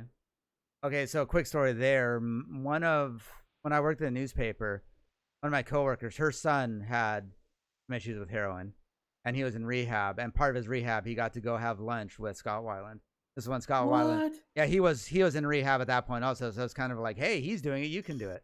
And of course, you know, that ended up turning out. But I was like, that's pretty cool that he got to go have lunch with them. You know, who we're talking about? Oh, that Michael Jackson. Talking about like Michael Jackson, Madonna, Prince. Like you see their live shows, like Michael Jackson. There's people crying and passing out and screaming, and you're like. And it was legit like that too. Yeah, because like I remember Dad telling me the story. The only reason why they went was to take my dad's little sister, well, my aunt, because my aunt was little. She was like 12, 13 years old, and he said that he'll never forget that. Like when Michael took the stage, she literally almost passed out. She was just like blown away. Like, and that's it. But it's like, who are these people? I've never met someone. I've met plenty of people that like, oh, Michael Jackson's rad, Prince is rad, whatever, blah blah blah. I've never met anyone that liked those bands to that extent. But then you see him play shows where there's 100,000 people all on the verge of passing out. You're like, yeah, it's insane. But they make millions of dollars, you know, and everybody goes to the wrestling show. But, I thought wrestling. What's that? I never. Yeah, that's fake. Were you a wrestling kid? Did you like it when you were a kid? Oh, yeah, a bunch of manias gonna run wild on you. You haven't heard my buddy Doug do his Macho Man Randy Savage and his Stone Cold. He came on my stream before I moved, and he came and did his impression. There's clips of it, but like every time he does that impression, I fall to my knees. I'm laughing so hard because it's just so good. Like he does he'll tense his whole neck up, and he'll get the veins and red face and everything when he does Randy. But yeah, wrestling was one of those things that like. I had a bunch of friends in school that were just diehard wrestling fans and watched it all the time, and I just didn't get it. It didn't appeal to me. It's no different than any other TV show in the sense right. But it's like, okay, you're watching, you know, Battlestar Galactica. Do you think that's real? No, it's not. Right. You know, if you go into wrestling that like, hey, I'm gonna act like it's real because it's fun, but I know that everything goes on behind the scenes. You know, and it's like, I think we talked about this on one of the previous podcasts. If you ever get a chance, listen to Josh Wolf and Freddie Prinze Jr. Like their podcast is actually really good, Prince and the Wolf. And Freddie Prinze Jr. actually worked for Vince McMahon for a long time. Like he was one of the head guys behind it. And like, it's interesting hearing him talk about it, like how it worked behind the scenes and what the shit those guys are doing is real. You know, obviously they're not punching each other in the face repeatedly, but there's no way to fake picking a guy up over your head and throwing him to the ground. you know, getting smashed in the head with a chair. It's clearly choreographed and they know it's coming, but you're still throwing them, you know. Accidents happen as well, you know, like. And that's what I think. We also talked about this, is that I took my buddy and I took my younger brother to the WrestleMania fan event when it was in Anaheim one point. And that was kind of cool. You know, you got to meet the not the Hardy Boys. Who are the redneck? I can't remember. I have a picture of them somewhere. The Dudley Boys? Yeah, Dudley Boys. We got to meet them and take a picture of them with the tag team belt. And then my buddy and I got to do this thing where they overdubbed you announcing a WWF match. And so it was a classic one where Mankind jumped off the hell. You know, the whole Reddit copy pasta thing where they get you, you know, they tell a story and then it turns into Mankind, Hell in a Cell and all that. We actually got to announce that over, you know, the actual broadcast. So I'm going to ask my mom if she still has that tape and maybe we'll play that on the stream. That was actually pretty funny. Like, we were all into it. We're like, all right, let's get into this. You know, we had our mics and we're doing it was Jerry Lawler. Oh, he's dead. Yeah. Oh my God. Yeah. Were you JR or were you Lawler? I was JR. Yes. Yeah. And we started talking about which one of them was like, Lawler had the hot sauce, right? I was like, so tell me about your hot sauce. Like, just throwing these random references. It was actually pretty funny. My God, yeah, it really was. I was like, his tooth is sticking out of his mouth. Yeah. Dude, I went to a Scarefest, which Scarefest was actually this weekend, but like a couple of years ago, Ric Flair was there. Nice. He seemed like a pretty cool old man. I know he's not been doing well He lately. legit was like one of those guys that lived the role. Yeah. He was totally. Yeah, he was styling and profiling. Mean Gene just passed away a year or so ago, and I feel like all those guys that, like, you know, but like Ric Flair was just like, he had this like aura, you know, like he was like, all the college basketball teams. His booth was absolutely crowded with people. I couldn't even get anywhere close to him. But that was the con I went to where I got to meet Edward James Olmos. Oh, that's right. You're telling which was pretty cool. And like nobody was in his booth. Yeah. Nobody was there. Like, everybody was crowded around. Everybody was crowded around Kane Hodder. Yeah. Everybody was crowded around Ric Flair. Nobody was around Edward James Olmos. I'm like, this guy has won an Academy Award. Yeah, he's one of the best movies actor. of the 80s. Yeah, for sure. And I got to have like a 5-minute conversation with him. So like, I'll never forget that. It was pretty cool. That's rad.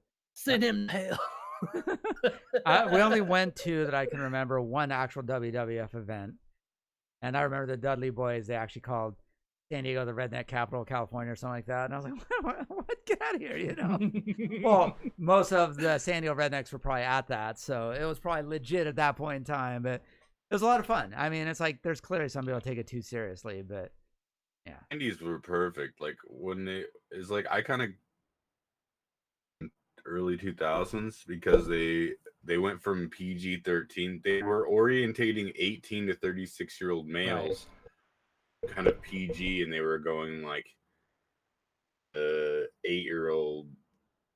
And so it was like all that stuff that was entertaining that I enjoyed kind of went away, and so I slowly grew out of it.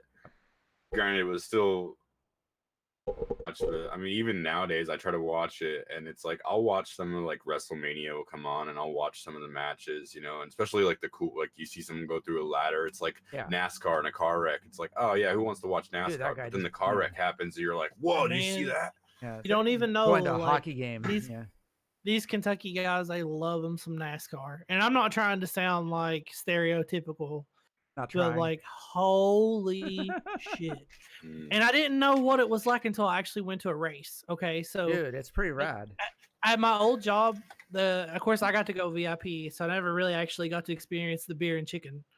But oh my God, like, it's really cool. Like, I ain't gonna lie, I thought it was awesome.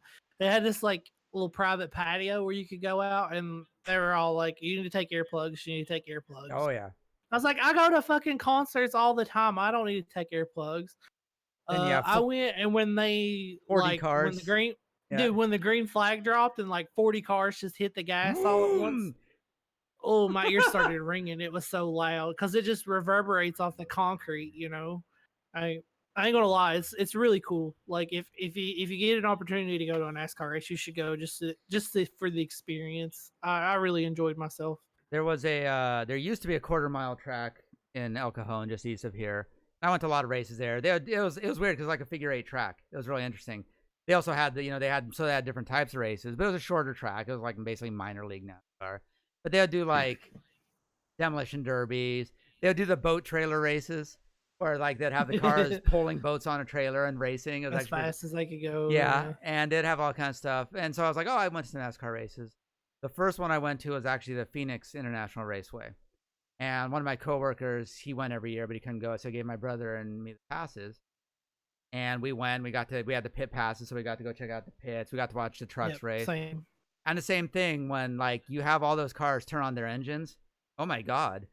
It's so loud. I mean, holy shit. It's not like 40 cars in a parking lot turning on the engine. It's like it's like jet fighters turning on their engines. You're like, what the hell? The thing I can think of that maybe even be close to that's like monster truck. Yeah, same. I've I've never been to monster trucks. My little brother got to go. Oh man, dude, it's cool. I used to go all the time. Yeah, the monster trucks are pretty fun actually. And then I went to one race at the California Speedway up in Fontana. I'm not even sure if they're doing NASCAR there anymore, but that was like a little over a mile track. And so they had the open wheel cars. Those things are even louder than the NASCARs. Like they turned on the engine and I was like, holy crap. Like the stands are vibrating. Yep. And then so what's really funny is that like my best friend in high school, and I was really good friends with his whole family and stuff. And I just went to a concert with Dad in Charlotte, North Carolina, and that's where Lowe's Motor Speedway is. Yeah. And I just got back from it, and he's like, "So where'd you go, Ryan?" I was like, "We went to Charlotte for a concert." He's like, "Oh, did you go down the races?" And I was like, "No." I was like, he's like, "Lowe's Motor Speedway's down there." Started telling me about it. I'm like, "No." He's like, "Hey man," he's like, "You ever go to a race?" He's like, "The first 15 rows is nothing but beer and chicken." Really? And it's true. Yeah. It's legit true. Like what? Just free? Those are beer and chicken. Sorry, no, it wasn't free. But the guys that sit like from the first 15 rows up, they get like the rubber off the tires on the face, and it's just a truly it's people really turn it into a weekend. Like those hardcore fans, they spend the night there. You know, they got the infield parking. The guys had their scanners so they could listen to all the different cars, radios, and what they really get it. And it's honestly, as redneck as it is, it's so much fun. It is. It's so much fun. You can rent the scanner headphones for like $20 or $30, and you can listen to all the pit crews and stuff. Those are like the real diehard. Yeah. And then the monster trucks they do at Qualcomm Stadium. I think they're doing them at Petco now here. I know Screechy and Miss those, so I both want to go, and it's usually in February, so maybe we'll have to go this year. And then the other thing we get a lot of is on Mission Bay. We get the hydro boats, like the Budweiser, the speed boats there. Oh, dude, those things are insane. Like every year, because those boats, there's like barely anything in the water. It's exactly you paid for the seat, but you'll only need the edge. It's and these boats is like you can see why if they get any air under them, those boats flip. Fly. They don't flip, they fly. They go 100, 200, they go so high in the air. They come off the water. Yeah, now you damn near need a parachute, you know? Yeah, it's scary. Like that would scare the shit out of me. Like no way. Races I like my that pants they do too, where they have like these it's almost like they dig out these canals, like man-made canals, and they race them like around farmers' fields, and they take these super fast boats and they through like these little canal things. Like it's insane. People like catch the edge and the boat just goes flying out into the field. It's like, okay, you were in water for a second. Yeah, not anymore. 100, they're flying in these jet boats, man. Yeah, the jet boats are crazy. They're fun to watch. It would absolutely scare me shitless. Like, no, thank you. Any of those cars, or getting into dragsters, 0 to 200 in a quarter mile, where you're like, what? It's like, thank you, just put me on a plane. I have a friend of mine that like she's into all that kind of shit. She's like, I've been skydiving, I've been bungee jumping. I'm like, there is no way I would jump out of a fucking airplane or off a cliff with a bungee cord around my ankle. Miss Oswald wouldn't let me go skydiving when my friend did it for his birthday. Why? I wanted to do it. I've always wanted to do it, but I always was like, no. Right? Were you in the recently Navy now. I was like, if I jumped off a cliff and that cord snapped. I'm dead. I'm dead, man. She's like, oh, there's like 5 cords in the actual cable. If one Yeah. snapped, you wouldn't It's die. probably I'm like, safer. I'm not going to take that chance. Like, no, I like my head. And like, we should risk this. Why? Yeah, I'm like, no, thanks. It's safer than driving to work. Oh, bullshit. It's safer than driving No to work. way. I can guarantee you. Dude, I have a 10-minute drive to work. Like, there's no traffic at 7:30 in the morning. No, like, it's not safer driving to work, especially where I live. Yeah, I don't know, man. I see a lot more car accidents than I hear about skydiving accidents. Skydiving is awesome. No way. Like, you couldn't pay me to do it. No way. Oh, yeah, all right. I'm going to go add that to the stream goals right now. No. $5,000 donation. Eagle goes skydiving. Eagle gets a tattoo, shaves his head, and goes skydiving. So we need to. Let's talk about our stream goals for a second. I'm gonna let you talk about it for a second. I gotta go to the bathroom. I'll be right back. But go ahead and talk. Okay. Lunchbox, I saw that you said for X amount you would play in a dress for like a week. I like that idea. I'm gonna wear a dress for a week. I like that idea. I feel like if I could find a dress big enough to fit my fat ass, I'd do the same. That's the only thing. You know what somebody asked me when I said that? They're like, what are you gonna do? Get a dress for every day? Like, hell no. What'd I do that for? I'm not planning on wearing the dresses after this. Like, this ain't gonna be a thing, you know? Like, I ain't trying to go summer shopping. Like, so I think I'm gonna wear every stream for a week. Or I think I'm gonna do $100. I shave my beard, and I think I'm gonna do like $300. I'll shave my head. We'll do like a YouTube video. We'll do it on my stream. And I think like $500. I'm gonna get a tattoo with my emote. So I don't have any tattoos, so like it would be my first tattoo. So like for me, that would be set a at the big same one. amount for the a streamer emote. That's Rocksmith streamers. It would be my emote. It would probably be one of my emotes. The $5,000 goal. $5,000 goal. You both have it set up to goal. All right, so this is. Do you have it pulled up? Because like I don't have it pulled up. I think you guys both put $5,000. You'll get a tattoo. I feel like that's a little too high. Like I'm willing to lower. That's what. But that's what I'm gonna say. Is that now? Is that one that's? And I know I had talked to you about it, but is that when your stream? Hey, Hardwired. Thank you for the follow there. Thanks for the follow, Hardwired. When the stream hits $5,000, or you want specifically $5,000 goal going just towards the tattoo? No, I feel like that needs to be lowered. Yeah, milestone. I think when we reach 5,000 total, a tattoo of one of our. Casey, thank you for the follow. How we want to have it chosen, but I was gonna say everybody that's you, Eagle Bone, me, Chainbrain, one of any of the emotes, and somehow maybe randomly draw it or something. I don't know. I literally just looked over at the stream and you have my name as Beatles hater. Like, are you for real right now? You just noticed that? I just noticed that. Like, people are gonna think I'm an asshole. Like, I totally am not an asshole. He is an asshole. Just to you, not to anyone else. Hey, for the record, I did try to help you fix your webcam.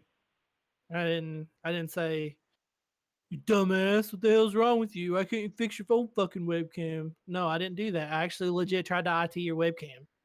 So like, I don't want to hear it. So if you guys, are you gonna shave your legs for the dress? So this is when I said Ricky was asking up there. Shave your legs for the dress. So I put it. So what did we put? $500. You'll wear a dress for a week. Is that what you put? I'll have to go. Let me pull it up. See if I can. I'm going to pull it up too. Hang on.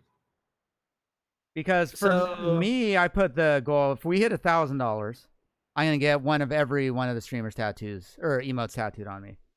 So, God, you wouldn't have any inklet space to put them. Unless you did them all on your back. I'll just put them all right here, probably. Which one of mine are they gonna be like? Are they gonna be like this big? I was thinking of making them like little hexagons and interlinking them all together. I'm not sure yet though. How much would it take to donate to Eaglebone to skydive? Oh God, it would have to be a lot, Ricky. Like, cause I'm not about to go do that for $100. So yeah, Magic Lunchbox, $1,000. He'll wear a dress every stream for a week's worth of streaming. Now, can you pull that up? Can we look at it? Like, can somebody pull it up? I'm not logged into that account on here. Let me. Hold on, I might be able to. Okay. Can't see me, but yeah, like a Catan board, exactly. Settlers of Twitch. All right, Lunchbox has got it pulled up. Can you make it full screen, Oathbug? Let's see. So Eaglebone shaves his beard for $100. Zoom in just a little bit. Control and then use your scroll wheel. I can't. He has to do that. There we go.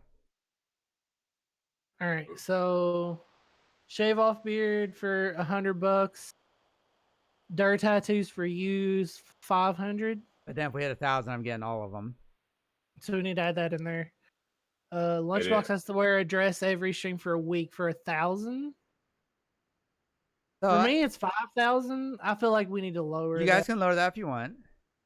Oh, so okay. I don't know if we've talked about this yet, but Wolfmother had a great idea. If we hit the stream goal of 10,000, we're gonna make a streamer calendar and give it to all the people that donated. Oh, like a fireman calendar? Like a fireman calendar. 60 Yes. That's awesome. I love that idea. That's great. So, but that's if we hit it. Well, yeah. We have the gallon challenge, the cinnamon challenge, pie in the face. I feel like pie in the face we could do like pretty cheap. Yeah, we'll do that for every donation, right? No, that'd be a lot of pie. While just playing. wasted. Yeah, while you're playing. I like the sexy calendar. I think we need to add that there for sure. Some of the guys I watch that play Apex, they did a charity stream. There was something they did called a milk bath, where they got like they literally like filmed themselves going to like a Kroger and buying like 10 gallons of milk, and they literally just like stood in their shower and just like poured it on themselves. That's such a waste of milk. I'd rather do the milk challenge. But like no, because the gallon challenge we're all gonna be throwing up, and like that's never played. We're talking about that. Most people aren't even gonna get to that point, because that's an hour challenge. By the time people reach, everyone's gonna just throw in the towel before they get to that point where they vomit. So, no, dude, I'm gonna finish the whole thing. If we're gonna do it, I'm gonna go all out. It's practice for the white whale challenge. Oh, we should put that on there. Yeah, the white whale challenge. That's a good one. Yeah, we were gonna do that anyway, but we can put it up there. I'm gonna donator's choice. So what are you gonna lower it to? Because I'm gonna leave mine at 5,000, but I'm gonna let the top donator pick. So is that one that I have to get? Is that the top donator of the day? Okay. So is that when the stream reaches $5,000, or $5,000 specifically for that goal? When the stream reaches 5,000. Okay. Well, shoot, looks like top donator is gonna get Eaglebone, Magic Lunchbox, and Wolfmother will get tattoos at $5,000. I have to call my buddy Roger up. And if you want to add, well, I can add it, but I'll shave my head for $500. Put it up there. Put it up there. I'll shave my head for $500. We'll do it on stream. All right, so I've got clippers, so yeah, we'll do it. Excellent. I like the idea of the dress. If Lunchbox is okay with me stealing it. Well, now, so if you get $2,000, does that mean you're gonna do 2 weeks worth of dress streams? And do we get? Well, no, like I feel like Lunchbox and I should both pick a week where we both wear dresses the same week. I don't know. I ended up wearing a dress for a really long time if I'm not careful. I'm trying to think. I would do the gallon challenge for sure. All right. Like, well, I think like Wolfmother's saying down there, we think like we'll put a goal for that, and when you get that milestone, so like no, that'll be an actual reward. So if someone donates $500, the streamer and one other person both have to try to do the milk challenge and see who wins that one. The milk challenge is already on there. It's up to there. Any suggestions from chat? Like, I'm Yeah. willing to take suggestions from chat for You goals. guys want to throw stuff on We there? also You is a It's a blooming Young onion. Gun. $100. That's a good one. Put it. I will put that on there. 300 for yourself. $300. I will eat a blooming onion. But 300 for the streamer yourself. Ghostbug eats a blooming onion for $300. You guys talk to Chain or anybody to see if they have any? No, we gotta bug them. Yeah, it's coming pretty quick. I know Lady T was talking about it. We'll have to bug some other people. Now that it's getting down to the nitty gritty, we're gonna have to really start pushing on people getting there. Yeah, and I'm gonna put together. I should have tomorrow done the final list of prizes and how they're going out. And oh yeah, do you want to talk about some of the prizes? Well, actually, there's a document for that if you want to pull it up. I'm gonna send you the link to that one. And this isn't 100%. Spoiler alert: we're giving away Rocksmith DLC. In case anybody wanted to know, I went ahead and ruined it for you. Your big moment. No, that's fine. I'm gonna post the link. We're giving away. Discord. We're giving away. I think 3 copies of Rocksmith. 5. And 5 copies of Rocksmith, and we're giving away some DLC that we got donated from Ubisoft, which is pretty cool. But we're giving away a bunch of other crap too, and we're pulling it up now. So I haven't added everything in here, but we've got copies of transcribe software, some Sheet Happens DLC. I've got to contact them and get a total. Cracking the Code, Troy Grady's side, they're giving away their Pixlanting primer. Got a GameStop gift card in there. Play This Riff. It's a pretty cool site. He's going to give away a few donations. Then we got 5 copies of Rocksmith. We got a bunch of DLC.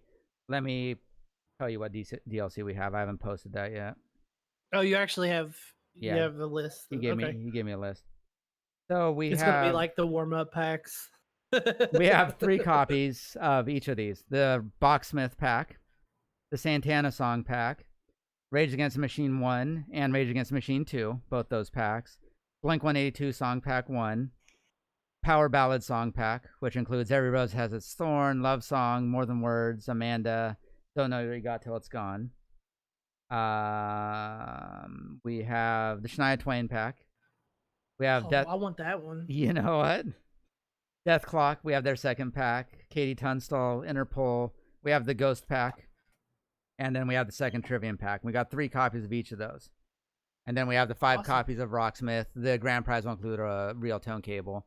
Plus 1 of each of those DLC packs. I'll go ahead and say that I'll give away. I'll personally donate a copy of Rocksmith. Yeah. And I'll donate a copy of whoever wins a copy of DLC that they want. I'll give away a copy of that. Well, I have paintings to give away too. Do you want to see what? Yeah, let's. Oh yeah, we haven't seen that yet. And then also, yeah, that grand prize includes a Skype lesson with Dave Davidson from Revocation. He said he would do a lesson. From Revocation? Yeah. Seriously? Hey, what's up, Enabler? Enabler. Crazy. We are big time now.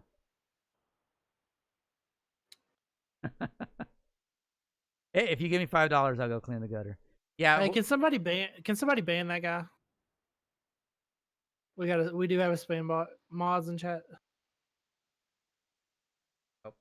Mrs. Osbug beat us to it. Woo! So yeah, we got 3 copies of Guitar Pro. We got 3 copies of Transcribe. 5 copies of Guitar Pro. Or no, 3. Sorry. No, you're right. 3 copies of Guitar Pro, 5 copies of Rocksmith. My bad. Okay. Yeah, I haven't updated all of this. We're giving away a lesson with. Go ahead and. Dave Davidson from Revocation. Dave Davidson. Yeah. Yep. Dude, that's nuts. Yeah, that's gonna be really cool. Whoever gets that one, that's Screechy's awesome. taken a couple lessons with him, and he's a really nice guy. We're giving away. Are we gonna do a webcam? Are we gonna give away? No, unfortunately, the headphones didn't come through. Maybe if we might be able to get a webcam. I'm still I'm waiting not to hear donating back the from headphones people. I got. You can if you want. No, I don't want to. Oh, then don't. Yes, Miss Osbug is gonna be wielding the band hammer now. God. She did good. I hear like Star Wars like sounds, you know, when you swing the lightsabers. Do you want to show? Do you want to show the paintings that we're gonna give away? Probably exit out the giant. And I kind of wanted to know how you wanted to do that, Osbug. do I want to bring these to San Diego, or should I just get everybody's address and send them from my house? How many Or do you have to give away? I have 5 that It's I up chose. it's up to you. If you bring them down, we'll mail them out, so you don't have to do that. And we can definitely throw those in there. Maybe we'll put some stuff because we don't have any giveaways when Boom and Lady T play their 2 songs. We haven't set anything up for them, so maybe we can put those in there. Be kind of cool. Let's see what you got.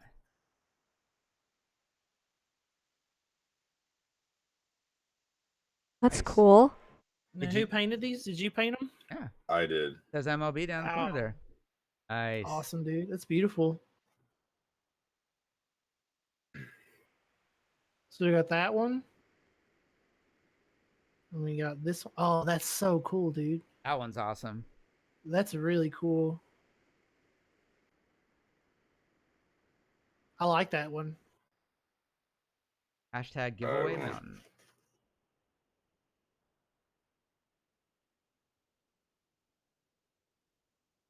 I like that one too. I like the eyeballs. They're really cool. It's neat. Mastodon Someone album could cover. get both of those and put them side by side. That'd be Right. cool. Street Cheese, right? They look like Mastodon covers. Right. Ooh. Another band you don't like. Song. That one's awesome. Why you gotta do this, man? Why is it every stream you try to trigger me? Not my fault you hate good music. Oh yeah, so it's my fault. Hey, in my last stream, I played a lot of metal. Just saying. And the last one's on a canvas. Oh, This nice. one's not just but this one is like a. That one looks like a Pink Floyd cover. That one's rad. I love it, dude. Put a flying whale on there. It's a good Giro cover. Yeah. Whoever is gonna get these paintings, that's awesome. Like it's cool. Now, Ricky is I asking have if one you... more, but this one's not for the giveaway. This is I painted this one for Mama Rocker because she painted me a painting. So Nice. Ooh, rad. Do you do these on stream? yeah, I've been learning how to get it set up to stream them, but I'm getting better at streaming it. See the cat. It's all spray paint. It's pretty cool. Oh, you do have spray paint? How do you go? Right to your target. To your target. Do you not like cats, dude? I'm extremely allergic to cats. That's why Osebug's gonna have to take me to the emergency room. We'll film that as a donation. Gulp Eagle dies from Jesus. asphyxiation. Well, we'll put some of the donations towards Eagle's Uber to the hospital. Yeah. You're not gonna drive me yourself, you're gonna call me an Uber. What an asshole. Margaritas. Wow. You know? Am I the only one on screen here? Or is No, it we're just- all back up there. You're good. Okay. Yeah, nice. So we're gonna add those in there. That's awesome. Yeah. So I And- don't know. Yeah, I didn't know if I should bring them with or if I should keep them and we should just get the addresses from people or something. Or I Either feel way. like that would be better in case they got damaged. And Yeah, if you don't want to transport them, don't worry about it, and we can get everyone's address. I think for some of that stuff, we're gonna have to get people's addresses anyway to send some stuff out. So nice, and then we got a few extra goals. Got to put the onion on there. dude, Someone's gonna- I couldn't do it, dude. I'll probably. That's throw why Wolfmother keeps trying to tell me he's trying to spoon feed me tapioca pudding. I'm like, no. that'd be a Agree good to that'd be a good tapioca. goal. That'd be a good Yep. goal. But he has We, this we each have to eat a food that we don't like. while you're in your dress. whole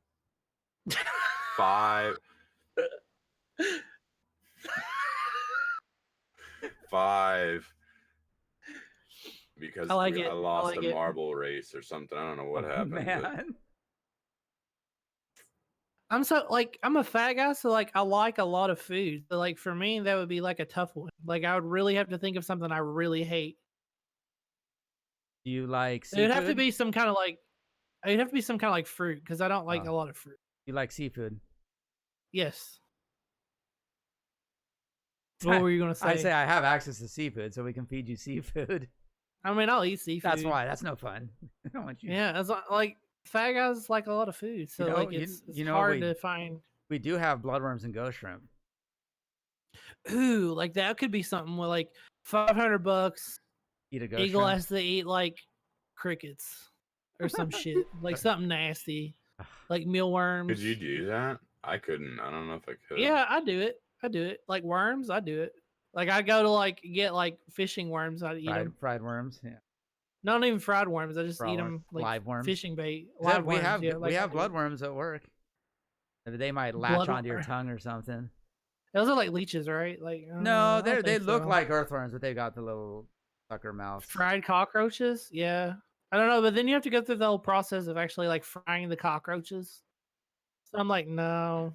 Do you fry them Yeah, while they're still I think Wolf Mother alive? just wants to feed you pudding. I think I think that's all it is. He's gonna donate for the dress and then feed you pudding on stream. Oh my god, he's gonna have to buy me a dress. I'm not bringing one. No, we get to. There's- You should let the top donator pick the dress out. There's shopping malls here, so we can take care of that. Oh god. I mean, we have shopping malls here. Like, I don't live that far out in the country. Like, for God's sakes, dude. Oh. I guess I could do like a stream goal where I have to stand up the whole time, because like I never stand up. Well, you're gonna stand up for this stream anyway, so good practice. No. Man, I better start practicing. give me a bar stool, please. Yeah, we have some bar stools. But that's Yeah. I think I posted. I don't know if you've seen that in the Discord the other day when we did the practice stream when we're sitting at the desk here. I couldn't play. Like it was messing me up. I Yeah. couldn't play. We were down talking anymore. about that. Yeah. I did see you guys sitting down. Oh, the other day. That animal. was That's weird. animal. That's Right? a good one. Push-ups. Yeah. All right. X amount Eagle has to do like 5 push-ups because I can't do. I could do 5 or sit-ups. That'd be a harder one. Yeah, you have to add that one, Lunchbox. I'm assuming they're gonna be using our I gotta guitars. do it.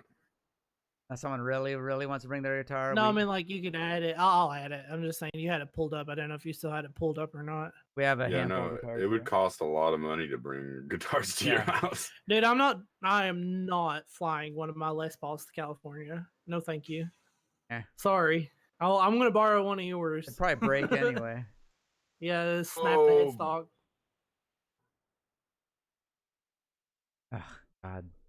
Push-ups mess up my back. I have a slip disc or a partially bulging disc in my back. Same here. Some That's days why I can do that'd be a push-ups, good other one. days it kills me. God, yeah, it's the onion. What That'd else? Mushrooms. Who's That'd gonna eat be some mushrooms? that'd be a low goal for me. Like I'd do like 10 sit-ups on string for $50. Oh, cucumbers. Someone can eat some cucumbers. Who didn't like cucumbers? You. No, I don't. I like cucumbers. Magic, did you not like cucumbers? I don't like cucumbers. And there we go. Yep. Magic, There you chow go. down on a cucumber. Oh my god, you want to see me puke, dude? I mean, sure. Well, I mean, if we if we're all doing the gallon challenge, we're gonna be throwing up anyway. So, you know, why not? We're gonna get our stream's gonna get banned from Twitch for self-harm. Throwing up. Yeah. Oh, BRB. What is it? Got to poop? oh, I don't know. He just went really fast. Yeah, so Wolf Mother, we need that. We're gonna add a few more challenges on there. I don't know if you were listening there. We got a few more to add in, so we got some stuff there. And did you see the Magic's paintings that we're adding to the giveaways there? Wolf Mother will be there also at the stream. Now let's list everyone off again. I keep forgetting to make well, I did make a command, but not for this stream. Magic will be there. Eagle Bone will be there. Wolf Mother will be there. My buddy Slurpee will be there. What the fuck, Robbie will be there. Fallout 420 will be there. Chainbrain, Young Gun, Screechy, and I. And then we added Lady, Tyjal, and Boom. We'll also be playing a couple songs. So looking at about 40 songs worth. You can get some chances to bid for the songs there. If you guys want to come in and drop some money to have someone play a hard song, you can do that. And have some giveaways between streams there. But definitely, that's the 27th. We're looking to start about 7 o'clock right now. That'll give everyone a little time after TwitchCon to get their stuff together, come on over, and then we'll get started. And, you know, and it'll be a lot of fun, I think. It's going to be a lot of fun just having all those Rocksmith streamers in the same room. Oh yeah, dude, it's gonna be so cool. Have some margaritas going, yeah. It'll be a lot of fun. How many instruments do you have there? You probably have a buttload, right? You gotta have drums. Those there. I don't have any drums. Actually, I have a few drums down in the garage. They're not set up. Got a couple on the wall there. We have, I think, between the two of us, about 13 guitars. Oh, jeez. Come on, Portnoy. You comparing cucumber to poop? Yeah, 7 p.m. Pacific. And like I said, I'll be post TwitchCon, so hopefully not everyone's at TwitchCon and not watching the stream. And Rocksmith's actually going to do a little tweeting for us, do some social media stuff to get the word out there. So looking forward to a good time for that one. To all your friends. Supporting Screechy for her birthday. And I just got an alert. Twitch is currently experiencing issues with going live. On there. I got that for... Interesting. Well, luckily we're already live. And then we're raising funds for the Juvenile Diabetes Research Foundation. She's a type 1 diabetic, so definitely a cause close to our family there. Oh, that's too bad. Eagle's going to have to go to the liquor store. You out of liquor? I'm running out, yeah. Finish my bourbon. I got more of it. Well, then go make bourbon. Yeah. So yeah, we're just talking about the stream there, and everyone's going to be there. Eagle Bone will be playing standing up. No, Eagle's not going to play standing up. Like, I'm just going to tell you. What songs are you playing? Your webcams don't have far enough of back zoom. We'll see. I'll just go ahead and tell you. We'll see. So what were you saying? We should make a sad video about Screech's diagnosis. With Sarah McLachlan's song playing. Can you? Yeah, see? An angel. Ricky is demanding a standing Eagle Bone. So we've got a list of the songs everyone's playing, I think. I think we're missing a few on there, but everyone's just about ready to go. Yeah. We'll have people crying and donating. I've noticed you've been doing some drum streams recently. How's streaming on with drums? A little harder to follow chat? Further away. That's the hard part, really. I have to mute my mic. Yeah, makes sense. You would have to. I feel like if you're gonna play drums, you'd have to headset and just mute it. Like with this, I have this arm, and so what I've been able to do is swing my mic back in front of my drums and up, so it'll sit above my head while I'm back there. Hit this button, and I don't have to worry about muting from OBS or anything. I can just mute real quick. So it's pretty convenient with the mic setup. You have the same one, right, Eagle? Yeah, Blue Yeti. The blackout? Yep. It's a good mic. For USB mics, it's really good. But yeah, I mean, hooking everything up yeah, correctly though has been the struggle. Hearing my playback, like hearing myself, hear me fine, but has been a struggle. And I just got this new mixer, and I've been able to hook it up and get everything hooked up. It's gonna make a tremendous difference in adjusting like the volume for myself on top of like the first couple of drum streams, like people actually even know, but I can hardly hear myself. Right. Yeah. Is literally this. I can hear the tapping on the pads. I don't hear the actual drums coming through. Yeah, like, and so I'm trying to adjust the volume correctly and get it right, and it's like just not. With the mixer, I was able to get the volume of the drums way louder, and it should be next stream anyway. Awesome. I just joined a new band. Oh, nice. This is why we got the drums and You're such a turd. I just now noticed Saint Anger under my name. Like, when are you doing this? And like, I'm just now seeing them. Like, I'm sure it's probably been there for a half hour. Sorry. I don't know what you're talking about. Jesus Christ. Sorry, Lunchbox. Continue. Yeah.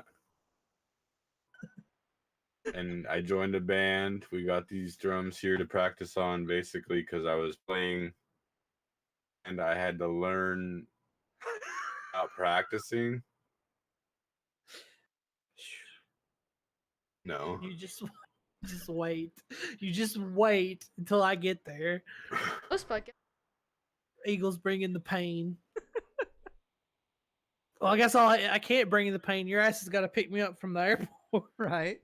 And So I'll I gotta have be cats surrounding me the whole time.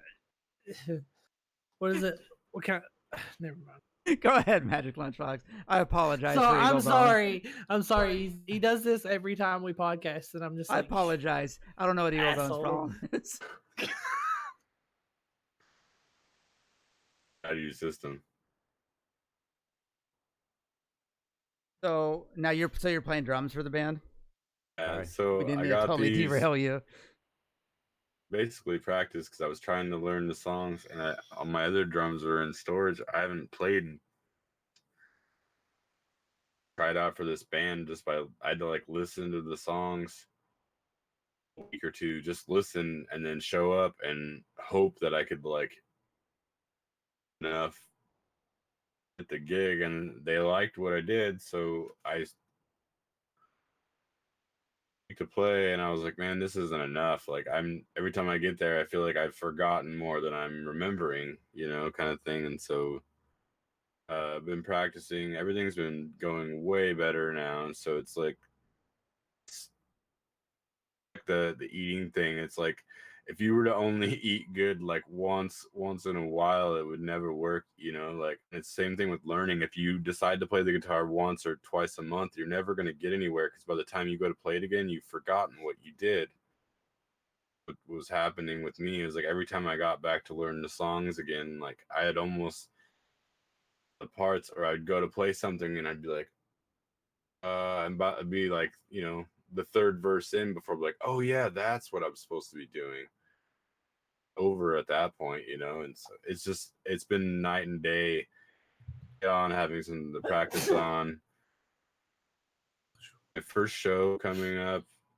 Nice. excuse me. For 12th, I think. The show and Thank you, Mama.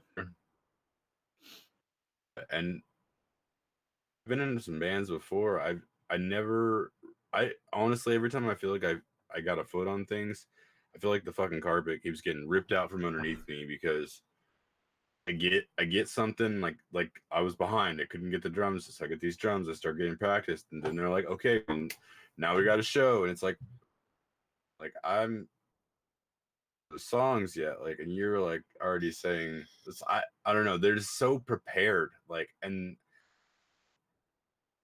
myself, or they see a lot more in me because I feel like they're just like, man, like they have a tour they want to do next May. They wanted me to take a week off next May to do a tour down Southwest. I'm actually going to come down to you and Nice. see me. We're going to come down to San Diego, go all the way down to San Diego, and then up to Arizona and through Nevada and stuff. So I'll let you know when that happens as well. Yeah.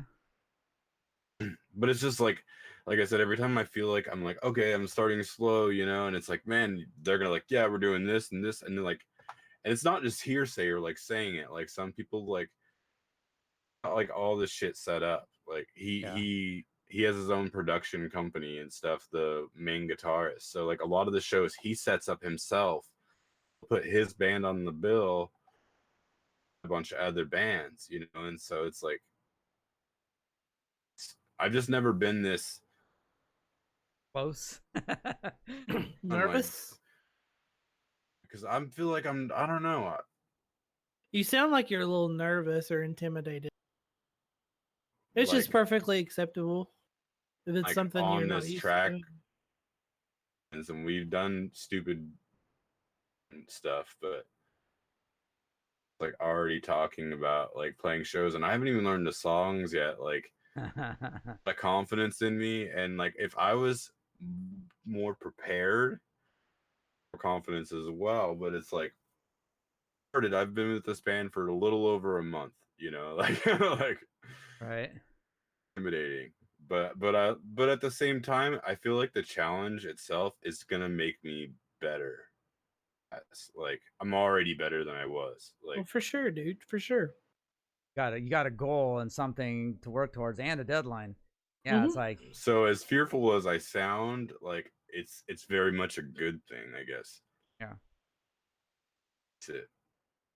Right. Yeah, they put a deadline there. You have to learn it. Versus, yeah, we may Right. play a show someday. You may never, oh, I can practice tomorrow. I have 2 months, like, and if I don't have it down, I'm gonna look like a damn fool. Is what's gonna happen. So It won't be that bad, homie. no, I know, but I mean, and I have the power to learn these songs in that amount of time. I'm not feeling like I can't. It just feels like I should what they're doing. I should have it already. You know, like I feel they've been playing these songs for years. Like learn a song like Metallica or a cover that you've heard. So oh, at that change up, I know what happens because Right. you've heard that. I'd never heard these guys before, so I have to listen to their songs repeatedly and try to remember, and it's just so different than anything I've ever done before. My other bands, we created our music so it was like so you remember it that way. But yeah, Metallica drums, you'll be fine as long as you play 4/4. You're good. yeah, no one will know the difference. That one backbeat though thing, that's not a lot of people can do. Yeah, people think Lars isn't a good drummer, but if you try He's to do not. that, Oh, come on. He's not. Like, I'm sorry, he's Oh, not a good come drummer. on. Don't make Then me you- put on some Him stuff. and Meg White are about on the same playing level. Oh like we've my discussed God. this before. Everyone No. boo I Eagle Bone. I don't think Lars is a good drummer. I never have. Do you play the drums, Eagle? I do. I haven't in a while, but I do. I did in high school quite a bit. If you play the drums, then you know that what you're saying is wrong because No, only talented in many ways. I just Metallica I have don't a know. better drummer, yes, but he's definitely skilled in places where I've seen really good drummers can't do stuff that he's doing. All right, let me rephrase. Okay, I think he's a solid drummer for their music, but he doesn't play anything technical. Let me play a song Oh, for you. that's true. I'm going to He play something doesn't. for you. Let's see if I can get this. Oh God, here we go. I've opened Pandora's box. Fucking ads. Everybody's unfollowing. Everybody's What's your sign? unsubbing. This is I how it know, rolls. because it's not on the right. Sorry. Ads. Yep, I'm about to get a new nickname. Here we go. He says he's gonna play something, but he's not going to. It's gonna be like Lars Hater or some shit. He's solid. Like he's a solid drummer, but like he doesn't really play. He doesn't impress me. Is he Neil Peart? No, dude. No, he's not Neil Peart. Like, but No, I don't he's hold not every that drummer. good. I don't hold every drummer to Neil's standard. He's no Mike Portnoy, but I mean he's solid. Like he plays well what he plays, and he just doesn't impress me. The things Oh, he does that are more Justice complicated. than Justice people give is him a credit really for. like I agree with you on that. Like I agree. Justice is a very fast, intense album. I wouldn't say it's very technical. It's very fast, but it's still like 4/4 stuff. It's not anything like crazy. He's no Mike Portnoy. He's no Neil Peart. He's no. But that doesn't mean he's not a good drummer. It doesn't mean you're right. It doesn't mean he's not good. I mean, I think he's a solid player for what he plays, but I don't think his skill set is anywhere near. I definitely wasn't striving to be Lars when I was learning to play drums. That's good. I'm glad. I've learned over the years to give people credit, like even like when I hate a band, the genre of music, like sometimes like still talent even though I don't like it. I'm like, man, that's really Right. cool. To me, but that's I don't like that at all. That's Like prime example for me would be like I love Guns N' Roses. I fucking hate Axl Rose. Like he's an Same. asshole to like the nth degree. But I saw them live and like Axl absolutely killed it. Like he hit every note. He didn't fuck up. He was hitting all those high notes.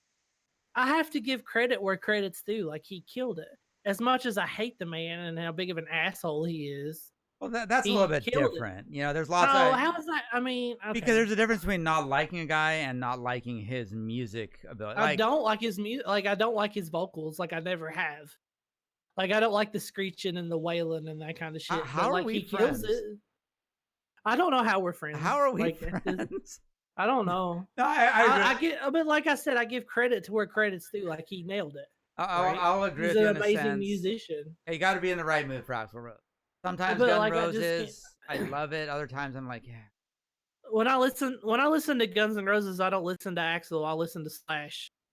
Like, I listen to the band. Like, I don't really listen to him because, like, I can't stand his vocals. Like, I think he absolutely ruined the cover, the Wings cover. Like food. It's just like the onions and everything else. Like, it's like AC/DC. Like, there's so many people that love AC/DC, but the people that don't like it, or the music's too simple. Well, it's one thing where it's like there's lots of people that are technically good at their instruments, but they make terrible music. Mm-hmm. Right. Awful taste, great There's execution. a lot of that. And then there's the opposite. You people who make really good music, like the White Stripes. I always thought made really good music for being super simple, or heavier too. You know, Static X was another one that was super simple riffs, but I thought was. Dave Grohl gets kind of that thing too, where he's like, oh, he's not a very good drummer because he doesn't play super technical. Whatever. Well, the shit they write doesn't need to be super technical. Honestly, like Dream Theater. Mike Portnoy is a great drummer. I don't like Dream Theater. You know, it's like they're just they're boring. It's growing on me. Yeah, I could either. I respect it. Yeah, that's exactly it. They're good musicians. But I wouldn't listen to them on my own. No, and if a Dream Theater song comes on, I'll probably listen to it, but I'm not going to be like, I want to listen to 6 hours of Dream Theater. But that's one song. Yeah. I walked right into that one. Petrucci is an amazing guitar player, He though. is. Like, there's so much talent in that band. Yeah, that's exactly it, Ricky. He plays good solos. The songs are so... It's like, is it really a solo when it's 75% of the song? You know, it's like, there's a point where it's like, I get it. You know, what kind of memory database does the person have to have? Right. Where all their songs are solos. But it's also, as much it's as... not just... Go ahead. Oh, like... Kirk Hammett, people say he's a terrible guitarist, but guess what? He plays songs that I like, and he doesn't get 6 minutes to solo. He gets 30 seconds. I'm not sure if John Petrucci could write a solo that only lasts 30 seconds. Like it's its own little, you know, it's like making that work when you're like, hey, you've got 2 choruses, make it work. You know, it's like you got to tell that whole story, build that solo up, and finish it really quickly versus having 6 minutes, 7 minutes, 20 minutes to do whatever you want. Even a minute solo, you know? Yeah, and that's why Rush does a good job of that, where it's like they play technically as band, you know? And it's like Gojira is that way to me too. They do some technical stuff. Very simple, but technical, yeah. But yeah, but it's like it's not that any of one part of it is particularly hard. Some of it is. Some of the triplets they play, some of the, you know, picking they do is insane. But they write good songs. They're musicians, not guitar players. And that's what I like a lot about the music that I listen to, is that the whole difference between a musician and a guitar player. Right. Like Rush, for example, I didn't really appreciate him as much as I did until I saw him live. Like, yeah, you listen to their records and you hear how complex that shit is, but you know, anybody can paste shit together in the studio. They can sit down and practice one lick over and over if they're fucking up, and then copy, paste, and fix it, and then record it. When they have to reproduce that stuff live, like all their keyboard samples and stuff, and they're doing it with their feet and all this shit, that right there is the difference between a guitar player and a musician. Right. To me. And that's, you get down to like people who legit will lip sync because they suck so much. Absolutely. Absolutely. You know, and I've seen bands where I was disappointed because I was like, man, they sound like shit compared to what they sound like on record. And that's not a good, you do not want to sound worse live. Right.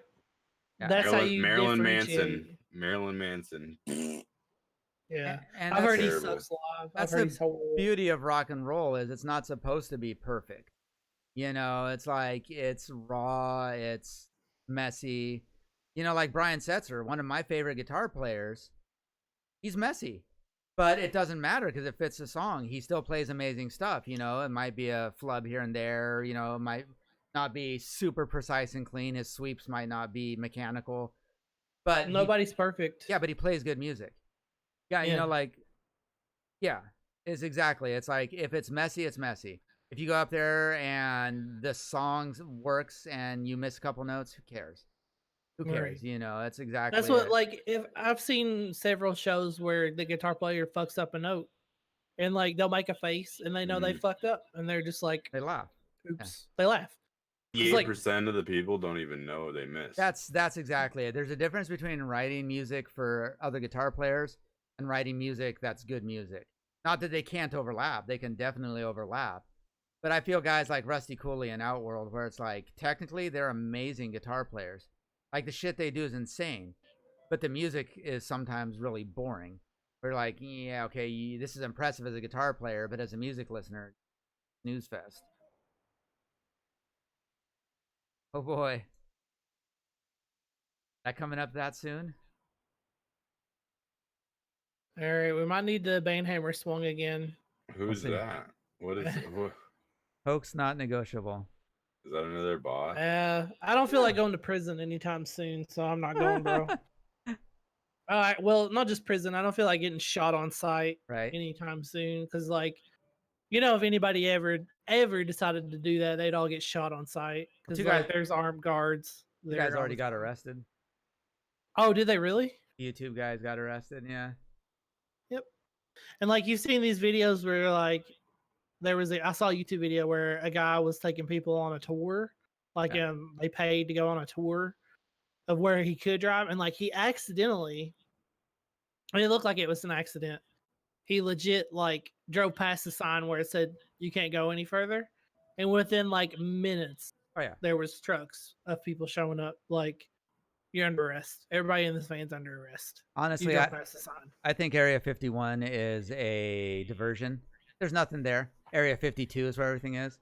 But they just they accidentally leak stuff about Area 51, make people So think this it's was a thing. this was a topic that Lunchbox wanted to talk about was conspiracy theories. Dun, dun, dun. Before we get on there, I want to tell a story like what you're talking about. We went to the air show here. You know, it used to be Naval Air Station Miramar, now it's Marine Corps Air Station, but they do a air show every year where they have the planes flying, blah blah blah.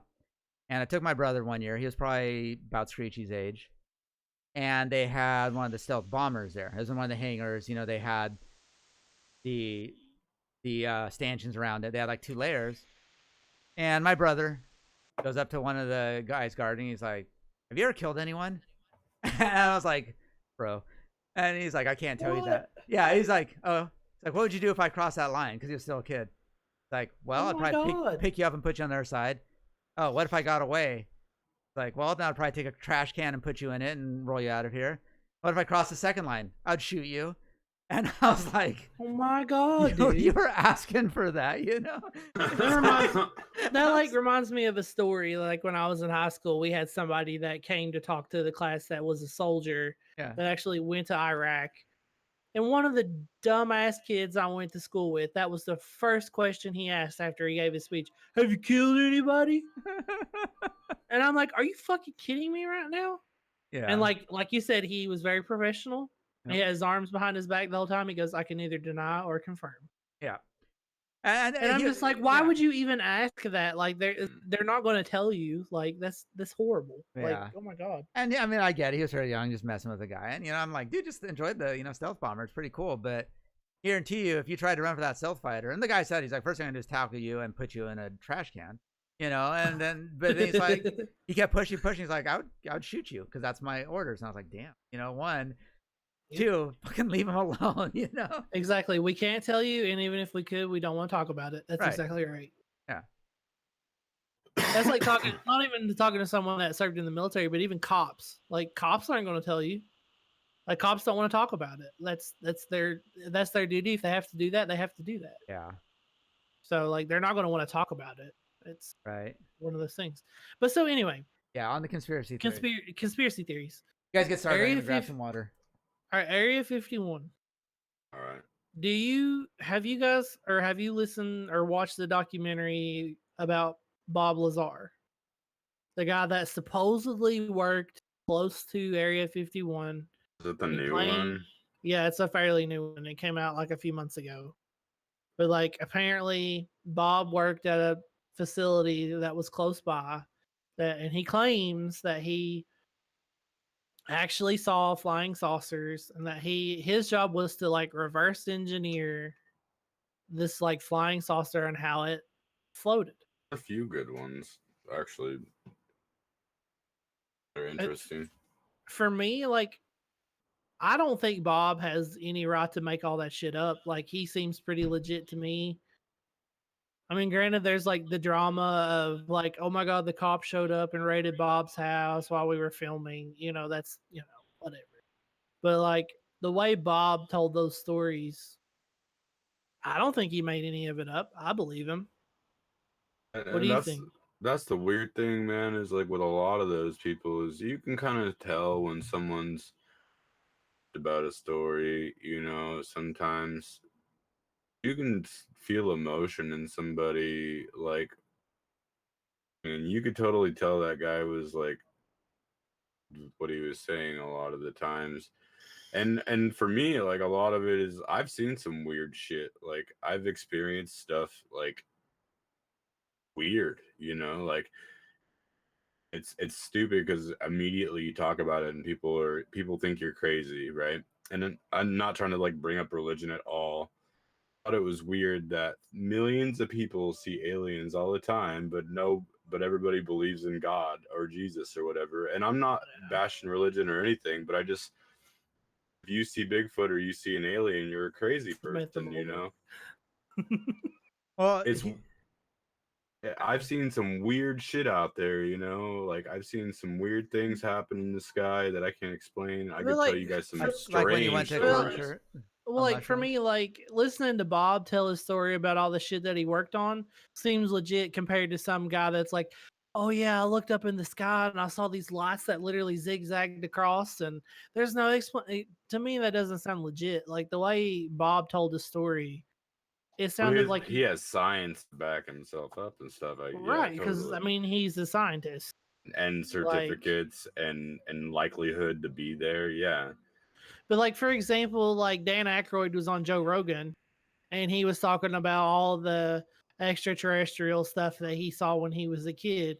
Like that was one of them. He was like, "Yeah, my first extraterrestrial experience was when I was at Martha's Vineyard when I was a kid. I looked up in the sky and I saw these lights that zigzagged across the horizon." That doesn't sound legit to me. Like I don't believe that. Dan Aykroyd's a little bit, crazy, but that to me doesn't sound legit compared to somebody like Bob, who's a scientist and can like explain in detail what he worked on. Right. Well, the other thing too is like people who work in that field, like military, Air Force people, like, they know every aircraft that exists. And when they're like sitting there going, I don't know what the hell that was, they know everything, the ins and outs of flight and things that are available to fly. Just like legit, I believe what Animal is saying there, where it's a base. They probably test aircraft there. There's high tech stuff there, for sure. Yeah. Stuff that's not part of it. And the government is probably okay letting people think that, hey, there's aliens there. All right, you think that. That's okay. Yeah. It's like, I don't think people realize how hard it would be, like the whole flat Earth thing. Oh my god! You can't have flat Earth. Like you can't have 20 people in a business keep a secret. How are you going to have a whole agency of a government keep a secret? Like it just. I'll go ahead and say there is a documentary on Netflix about flat Earth. It is probably one of the funniest things I've ever watched in my entire life. I've heard about it. Yeah. Mainly, like I'm not laughing at the people because they believe this shit. What made me laugh was that at the very start of the film, spoiler alert, there's a guy that says, "There's no way the Earth can be a globe because if I stand out here like you're seeing now, I look straight across." He's like, "I can see Washington D.C." He's like, "If the Earth was round, there's no way I could do that." I'm like, "Are you that fucking stupid that you think the Earth's flat because you can look straight across and see a city?" Yeah. That's what made it funny for me.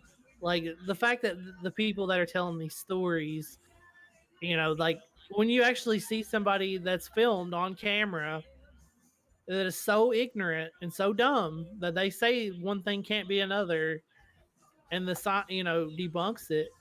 It just I'm not that's going what to makes say that that's what makes some it funny. things, specific things people will bring up for certain conspiracies, flat Earth and otherwise, and think I've had to legit think like, whoa, okay, that's interesting thought process. Like it's almost like when you think about time travel and the world blow up because you fucking killed yourself or something. It's like, I mean, they make your mind hurt. Realistically, don't know.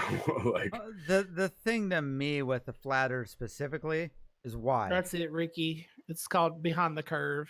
It's like Utterly hilarious. Like these people are just so dumb. Like like you see Neil deGrasse Tyson, and like he's so sick and tired of all these flat earthers coming up to him in public. He gets to the point where he's just like, the Earth's not fucking flat. Like he gets to the point where he starts yelling. Like you can see a curve. Like you can yeah, see a curve. Like if you go up in the air, like you can see the curve. Like if you look at concerts, like look at a big rock concert, like the one where they're in Russia. If you look and watch those people in the distance, they literally will start to, they go out so far. There's so many people kind of, or do what they used to do and watch a boat sail over the horizon and disappear. Watch another thing is like you wouldn't be able to see orbs. Have you seen them prove that wrong? Have you seen that? Boats disappear over the horizon? Yeah. Doesn't actually happen. That's just because we can't see. Well, but the big thing to me is, if it's a big government conspiracy, why? Right. Okay, let's say the Earth is flat. Now what? You're right, and it changes what? It's like not all of a sudden, oh, they admitted the Earth is flat. Science is going to work differently. The laws of gravity and nature all of a sudden change. No, there's no viable reason for the government to try to hide the fact that the Earth is flat. I mean, it's like, why would they be? Why would they waste that much time and resources to do that? Maybe they're just retarded. Right? Just it's we're big, coming from a flat earther, right? It's big globe. Rand McNally makes so much money on maps that they've bought off the government. Seen those maps that they make too with the big ice wall. Yeah, right. Yeah. And it's like running into a circle. That was probably another one of my favorite parts of it, was that like these guys they believe it so much to where they go and they make these like models that like, all right, so the Earth's not a globe, but it's actually a dome. And like this is how the sun goes around it. And like if you had just focused half of this energy that you put into anything else, like, oh my god, like I just can't believe it. Like it cracked me up. It was hilarious. But yeah, it's like this is like Area 51, some of these other things. It's like the whole conspiracy. Like if you know how hard it is to keep a secret with like half a dozen friends, how is the whole government going to keep a secret? And you, random Redditor living in your mom's basement, solve this conspiracy? You just outsmarted the whole U.S. government? Yeah. It's bizarre. But I don't know. Some of it's, I mean, maybe that's not, I mean, it's irrelevant, I guess, whether or not the government's hiding it or not sometimes, like there's lots and lots of myths that to do with the government or Area 51 or aliens, like that they're very similar, and whether or not they exist and whether people see them and how they see them and the stories that are involved and when and where and why. What about monsters Bigfoot? And Loch Ness? Do you think Bigfoot's real? Do I? Yeah. Yeah. Really? Why? Yeah. Why? Can you explain? Do you want to know? Yeah, I really do. Let's hear it. This is what you wanted to talk about. Yeah, but I started talking about aliens that I got shot down, so I didn't even start. No. It's fine. I was just, we can talk about aliens too. Don't get me wrong. I feel like the universe is too big for there not to be aliens. I just don't think the Right. government has some alien, breeding ground at Area 51 or whatever. Right. I think it's absolutely ignorant to believe we're alone in the universe. Like, I mean, it's living proof Bigfoot exists is right here. Yeah, right there. Checkmate, atheists. Checkmate.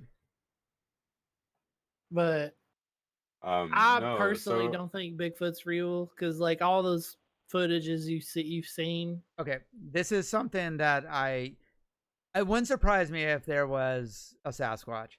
Like, so many species get discovered on a regular basis, or things that they thought were gone. Sure, but I feel like a lot of these claims have kind of slowly faded away because everybody has a camera on them now. Like those grainy photos where it might be, this or that, just don't fly anymore.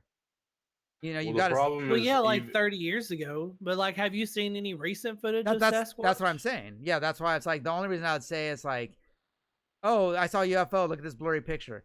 How did you manage to take such a bad picture with your cell phone when you can just literally record a video? That's what I'm saying though. Like, have you seen any recent photos or videos of Sasquatch? You've only seen the like 30 years old. And that's not to say VCR footage. That's not to say he doesn't exist, because it's definitely a possibility.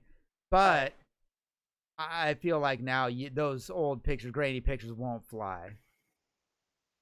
I mean, and people can debunk just like the Loch Ness pictures. It's like so old it was easy to create a shadow on the fucking water. Like, dude, not hard to see what they did there. But so, like, and it's easy to do camera tricks. I mean, you don't even need like special effects. You can just move the camera with your hand and make it look like there's a damn fucking alien out there. I mean, it's not hard to do. Real quick. So, like, I went to Scotland last October, and I went on a boat tour of Loch Ness. And let me tell you, Loch Ness for them is legit. Like, you cannot crack jokes about Loch Ness being fake because they really legitimately take that shit seriously. And like me being the asshole that I am, I cracked a joke about it on a tour. And the tour guide just looked at me like, fucking American, you're an asshole. Like, the look I got. And I wanted to apologize, but like, of course I grinned my shit-eating grin and like looked down at the ground. Cause like, we Americans think it's all, not all Americans, but majority of Americans, I would say, like, they think Loch Ness is bullshit because we're not from the country. But like, when I went there, they legit, like, if you bring up Loch Ness, they take that shit seriously. Like, every Scottish person I talk to legit takes it seriously. And it's crazy because like, it takes everything, like, for me personally, it took everything within me to not laugh at the guy's face. But like I said, I went on the boat tour. The water is legit black. Like, you can't see anything. Like, they had sonar on the boat and everything, they made it all like it is a tourist attraction. But like, at the same time, they legit believe that shit, man. Like, it's crazy. Like, you'd be surprised. Well, Do they teach Loch Ness in school? No, I wouldn't think so. But it's like one of those old folk tales that they tell. So like, yeah, but I can't remember what I said, but it was something asshole-ish, and the guy picked up on it very quickly and looked at me like, you're an asshole. Like, all Americans are assholes. Like, that was the look I got. Like, it was really funny, but I can't remember what I said. But yeah, they they take it serious. Like, and it was one of those things where I learned my lesson very quickly. I was like, all right, during the rest of my stay here, I'm not cracking any more jokes about Loch Ness being fake, because it's just like a respect thing, For me, like, things a lot when I was a kid because of unknown, and when I would ask questions about them or there was something wrong with it, like, there's a reason why I'm scared of the dark. Like, I used to see some shit when I was a kid. It still scares as fuck, makes my hair stand up. You know what I mean? Talking about some of the shit that I would see. Like, do you still sleep with a nightlight? But I sleep with the TV on. What? I sleep with the TV on though. All night, you do? Uh-huh. You don't turn it off and go to sleep? You have to have light? Have to have something on, yeah. I used to live with the guy that I can't. in dorms in college. It was just like one of those things. Like I had a roommate one time that was like, I have to sleep with the TV on. Dude, I mean, like, and if it's like, it's what I experienced. Like, really is like, it's like PTSD. It traumatized me so bad that I like buried it away, and it like, Yeah. I can tell you, and then some of it is so scary, like fighting and shaking, like, and having an anxiety attack, and I don't even know why. And I'm just so fucking scared of whatever the hell's going on. Like, it's like, So like, do you like around Halloween time? Do you go to like haunted stuff when it's dark and shit, or do go to a you haunted just house. completely? You just avoid it completely. Haunted houses. Yeah. No, I'm That's- like, It's cool. tell people either, you know, and people are like, what are you, a pussy? I'm like, no, dude, I'm not a pussy. Yeah. Like, Yeah. That's go cool. fisticuffs, let's go. Like, I had some shit happen to me when I was a kid that scared the fuck out of me, and I can't handle it, you know. Like, I can't watch scary movies hardly. Like, Really? You don't like scary movies at all?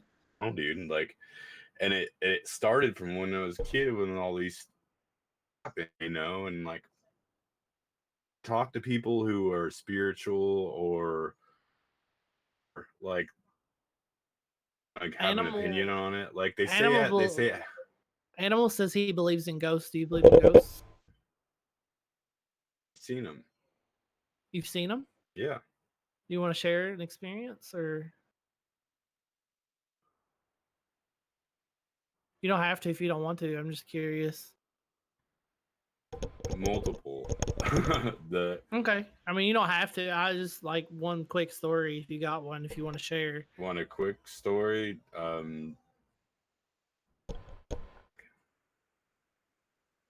This is what scared the living shit out of me. Scares me. A friend named Zach Brown, he lived in Shed, and he lived in a big old greenhouse, right? And we'd sleep downstairs. My mom was a drug addict. His dad was like, and so my mom would go off with him, and they would go, and Zach would go play and hang out. Well, we got to be really good friends. Well, we had upstairs in his new bedroom. His dad had painted his new room, and it had like, he had Green Bay Packers helmets on the wall and all kinds of shit, you know, and it was so cool. We were gonna sleep up there. I went to stay this night with him. He's on the bed, right? To this sound, this like thump. Thump. His mic's cutting out, so like I'm not hearing Jumping all up. of it. Thump.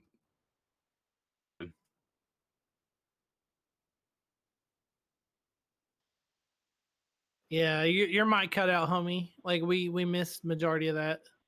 After the thumb. Still there? Yeah. Fucked it up. All right. So anyway, so his mic came back in, and all I got was I fucked it up. The government Sorry, government censored the stream. fucking Yeah. punched the thing. So anyway, so I wake up. Story at all? All we got was like you said something you heard a thump, and that was about it. His house. I have this friend. We're upstairs in his room. His first time ever sleeping in this room because they just had it repainted and everything. Wake up to this thumping, right? Thump, thump, thump, thump. Hitting wall or something. Like, what is this? And so I get up. I'm like it's like literally shaking. Zach's peeking out the door, like kind of like peeking. This, what the fuck is going on? And he looks at me and he goes, shh, like, be quiet. So I look, room across the hallway, there's another room. You can see flying off a bookshelf wall.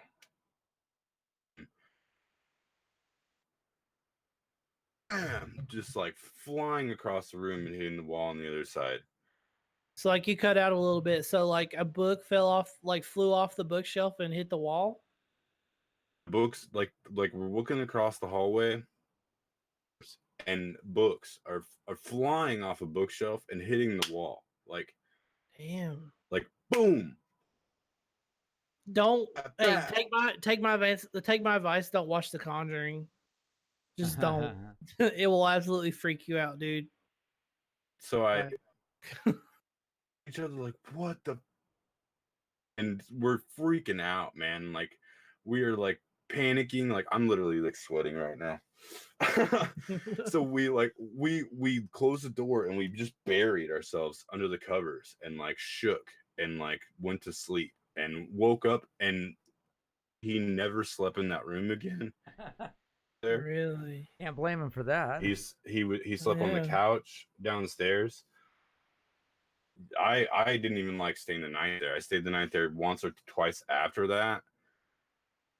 One time I woke up the second time after staying there. We were sleeping downstairs, and I woke up to seeing flashes of light going up and down the stairway. So I don't know that. I don't know if it was the house or what, but that's just like, that was an intense like moment in my childhood where I like see something, like there was physical shit happening, like happening. I honestly like, No, man. you know what I mean? I'm like, oh, like hard to talk, throat and shit. Yeah, that's crazy. So like, asshole I've had American. A lot of these I'm saying, what the hell? Like, why am I asshole American? experience. Like, I'm just now seeing the fucking stream again saying I'm asshole American. Like, what makes me an asshole American? You called yourself that. The Scottish people said you're the asshole American. They didn't legit say I was. They gave me a look like I was. Like, Privilege has some questions for you in chat there. I'm trying to read. Yeah. I'm literally shaking, guys. I'm not gonna let you broadcast anymore. Fuck, I hate telling stories like that because it just like brings it all back. Oh man, It's that's weird. scary though. Like for real. Like so, like I lived. Like growing up, my house was right beside of a cemetery. So like all my friends were like, "Oh, have you ever like went over on like Halloween with a Ouija board?" I was like, "Why the hell would I ever do something that stupid? Like that's just dumb." Mrs. Osbug hates the idea of a Ouija board. I've played with one. Oh. Like there's always like for me, there's always somebody moving the planchette. Like, I mean, two times, man. I don't not believe there's ghosts, but like I've never personally experienced anything like that. So like I couldn't say there is or isn't. But like I don't discredit it. You know, like I'm kind of on board with you there where it's like sure. But then when you watch it and everything unexplained, oh, it has to be a ghost. Well, Privileged animal, so the light maybe. flashes were like someone turning the light on and off. It was like bolt or like an orb of light. You know, like light turning on. It was like a floating ball of light, like, almost moving, and it would kind of woof, up and down the stairs. Yep. I don't know. So when you guys are all down here, there's a place in Old Town called the Whaley House, which is super haunted. Let's go. I was gonna say we should go. I'm looking right now. I'm down. Let's go.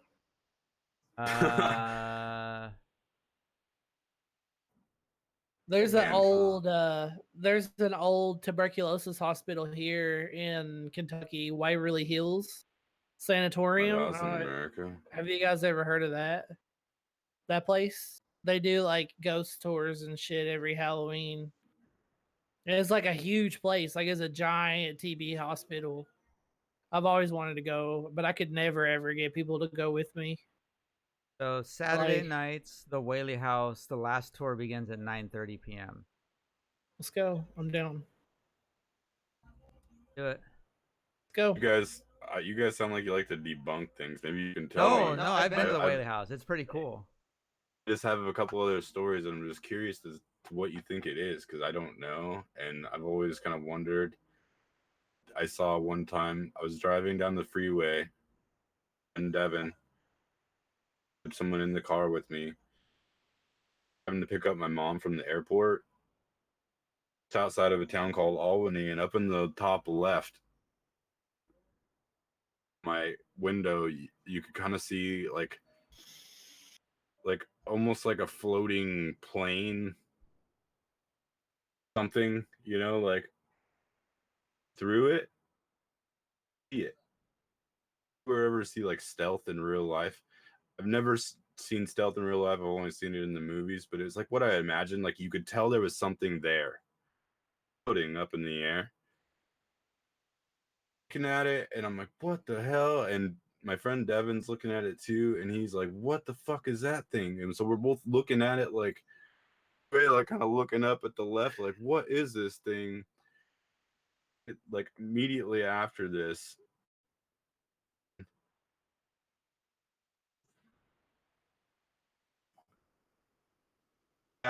a big ass orange like light, like it looks like,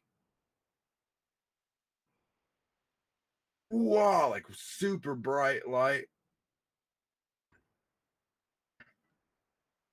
orange red ember, wow, just super bright, and then it was just gone. So like, what the fuck was that?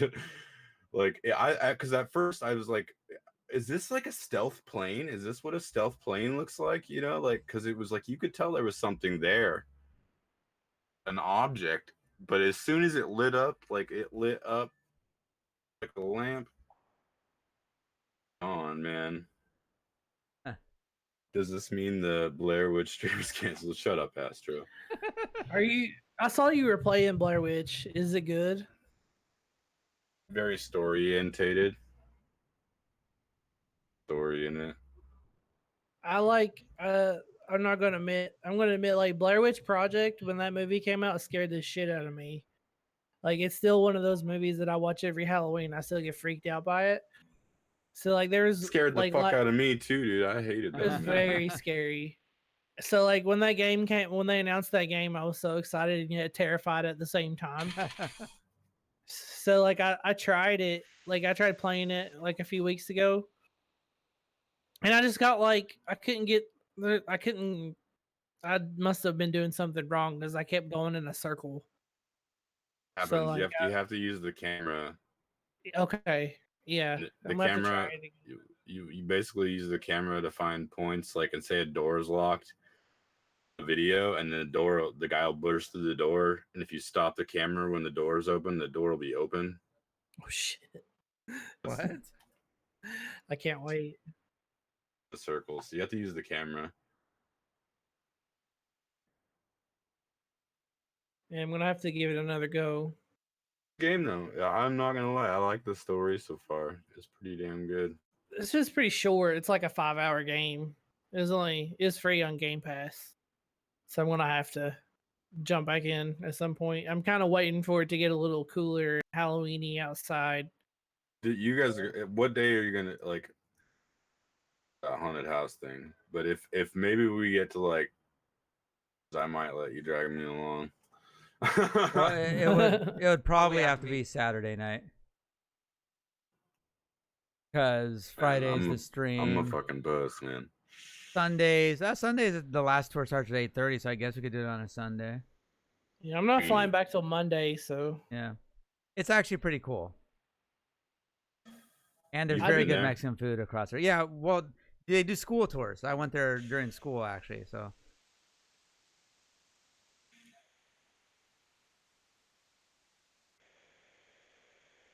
well, we're coming up on 3 hours. Um,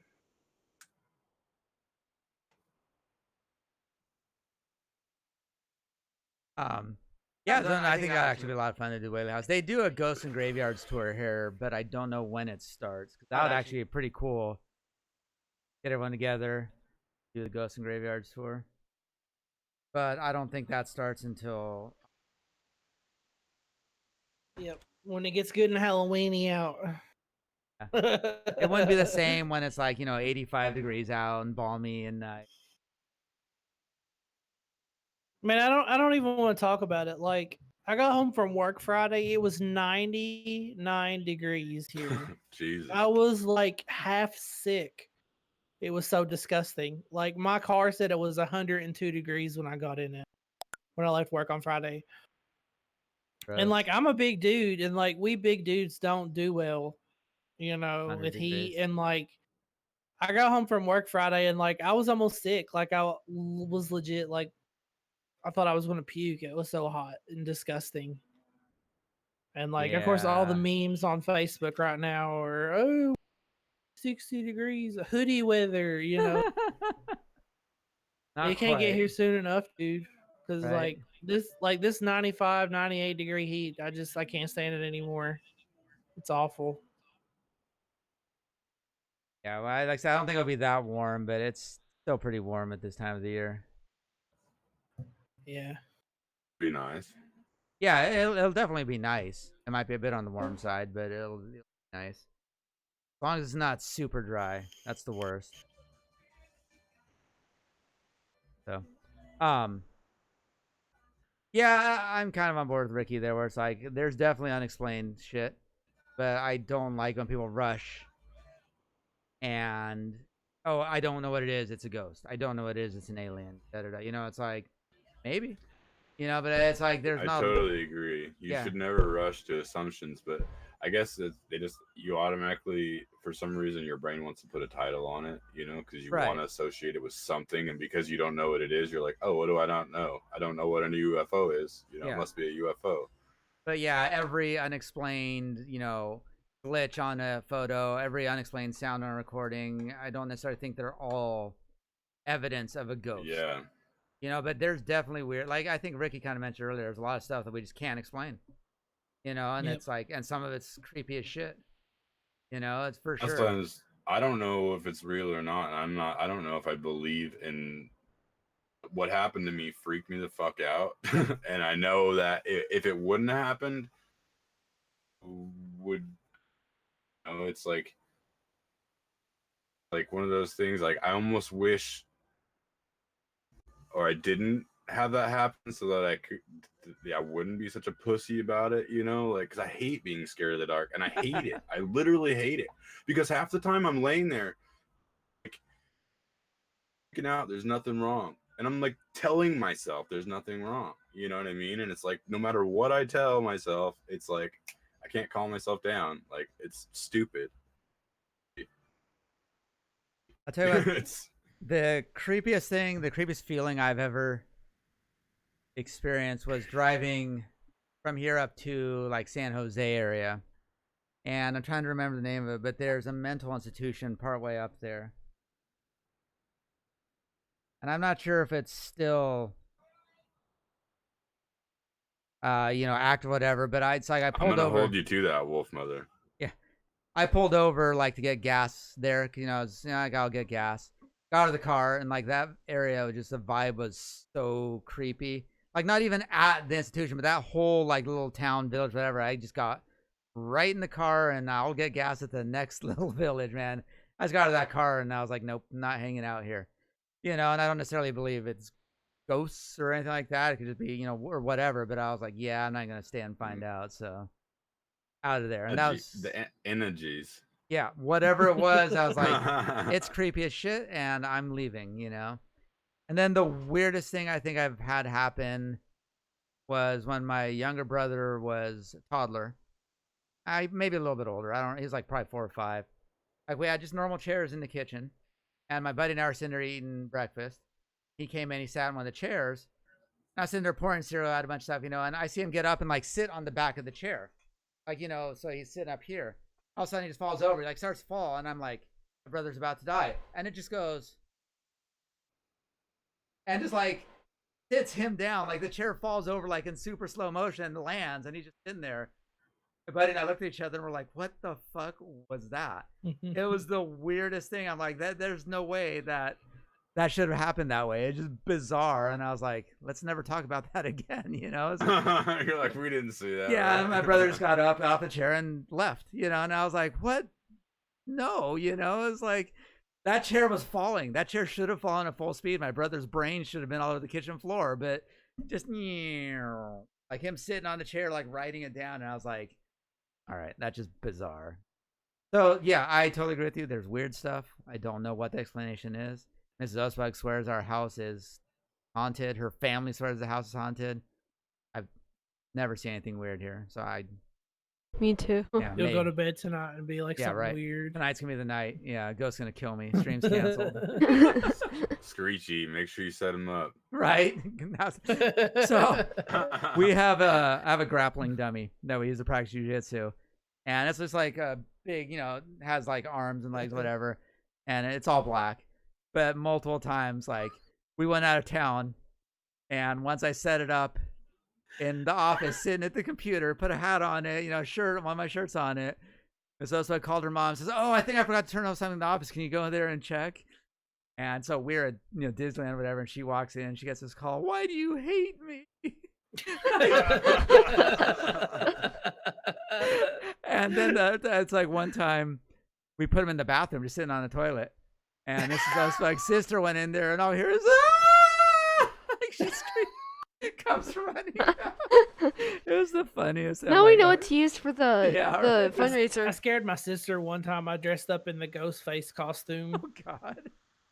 and like I stood over her bed and like she was like waking up or whatever. She rolled over and looked at me. I got kicked like square in the chest. She jumped like so bad. Scared the shit out of her. I'll never forget that shit was funny. We're mean. Classy Americans. Yep. Classy Americans, Magic Sasquatch. Well, Magic Lunchbox, thank you for coming on. Go ahead and plug your man. stream. Yeah, man. Plug away. Wait, what? Oh, my stream? Yeah. Okay. Yeah. Yeah, guitar's cleaning himself. That's the haunted house I want. And restringing themselves. Having me on, guys. Magic Lunchbox, if you guys don't know me. Do drums, do art. Gutters. Hit follow if you want to hang out. Also 420 friendly. On with these idiots having a good time. You'll see me there. Me on tonight. Yep. And he will be coming down for TwitchCon, and he will be part of our charity stream, which is going to be awesome.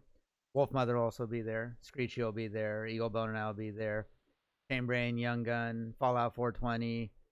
Who else? Robbie, my buddy Slurpee, one of our top mods. Mrs. Ospug will be here.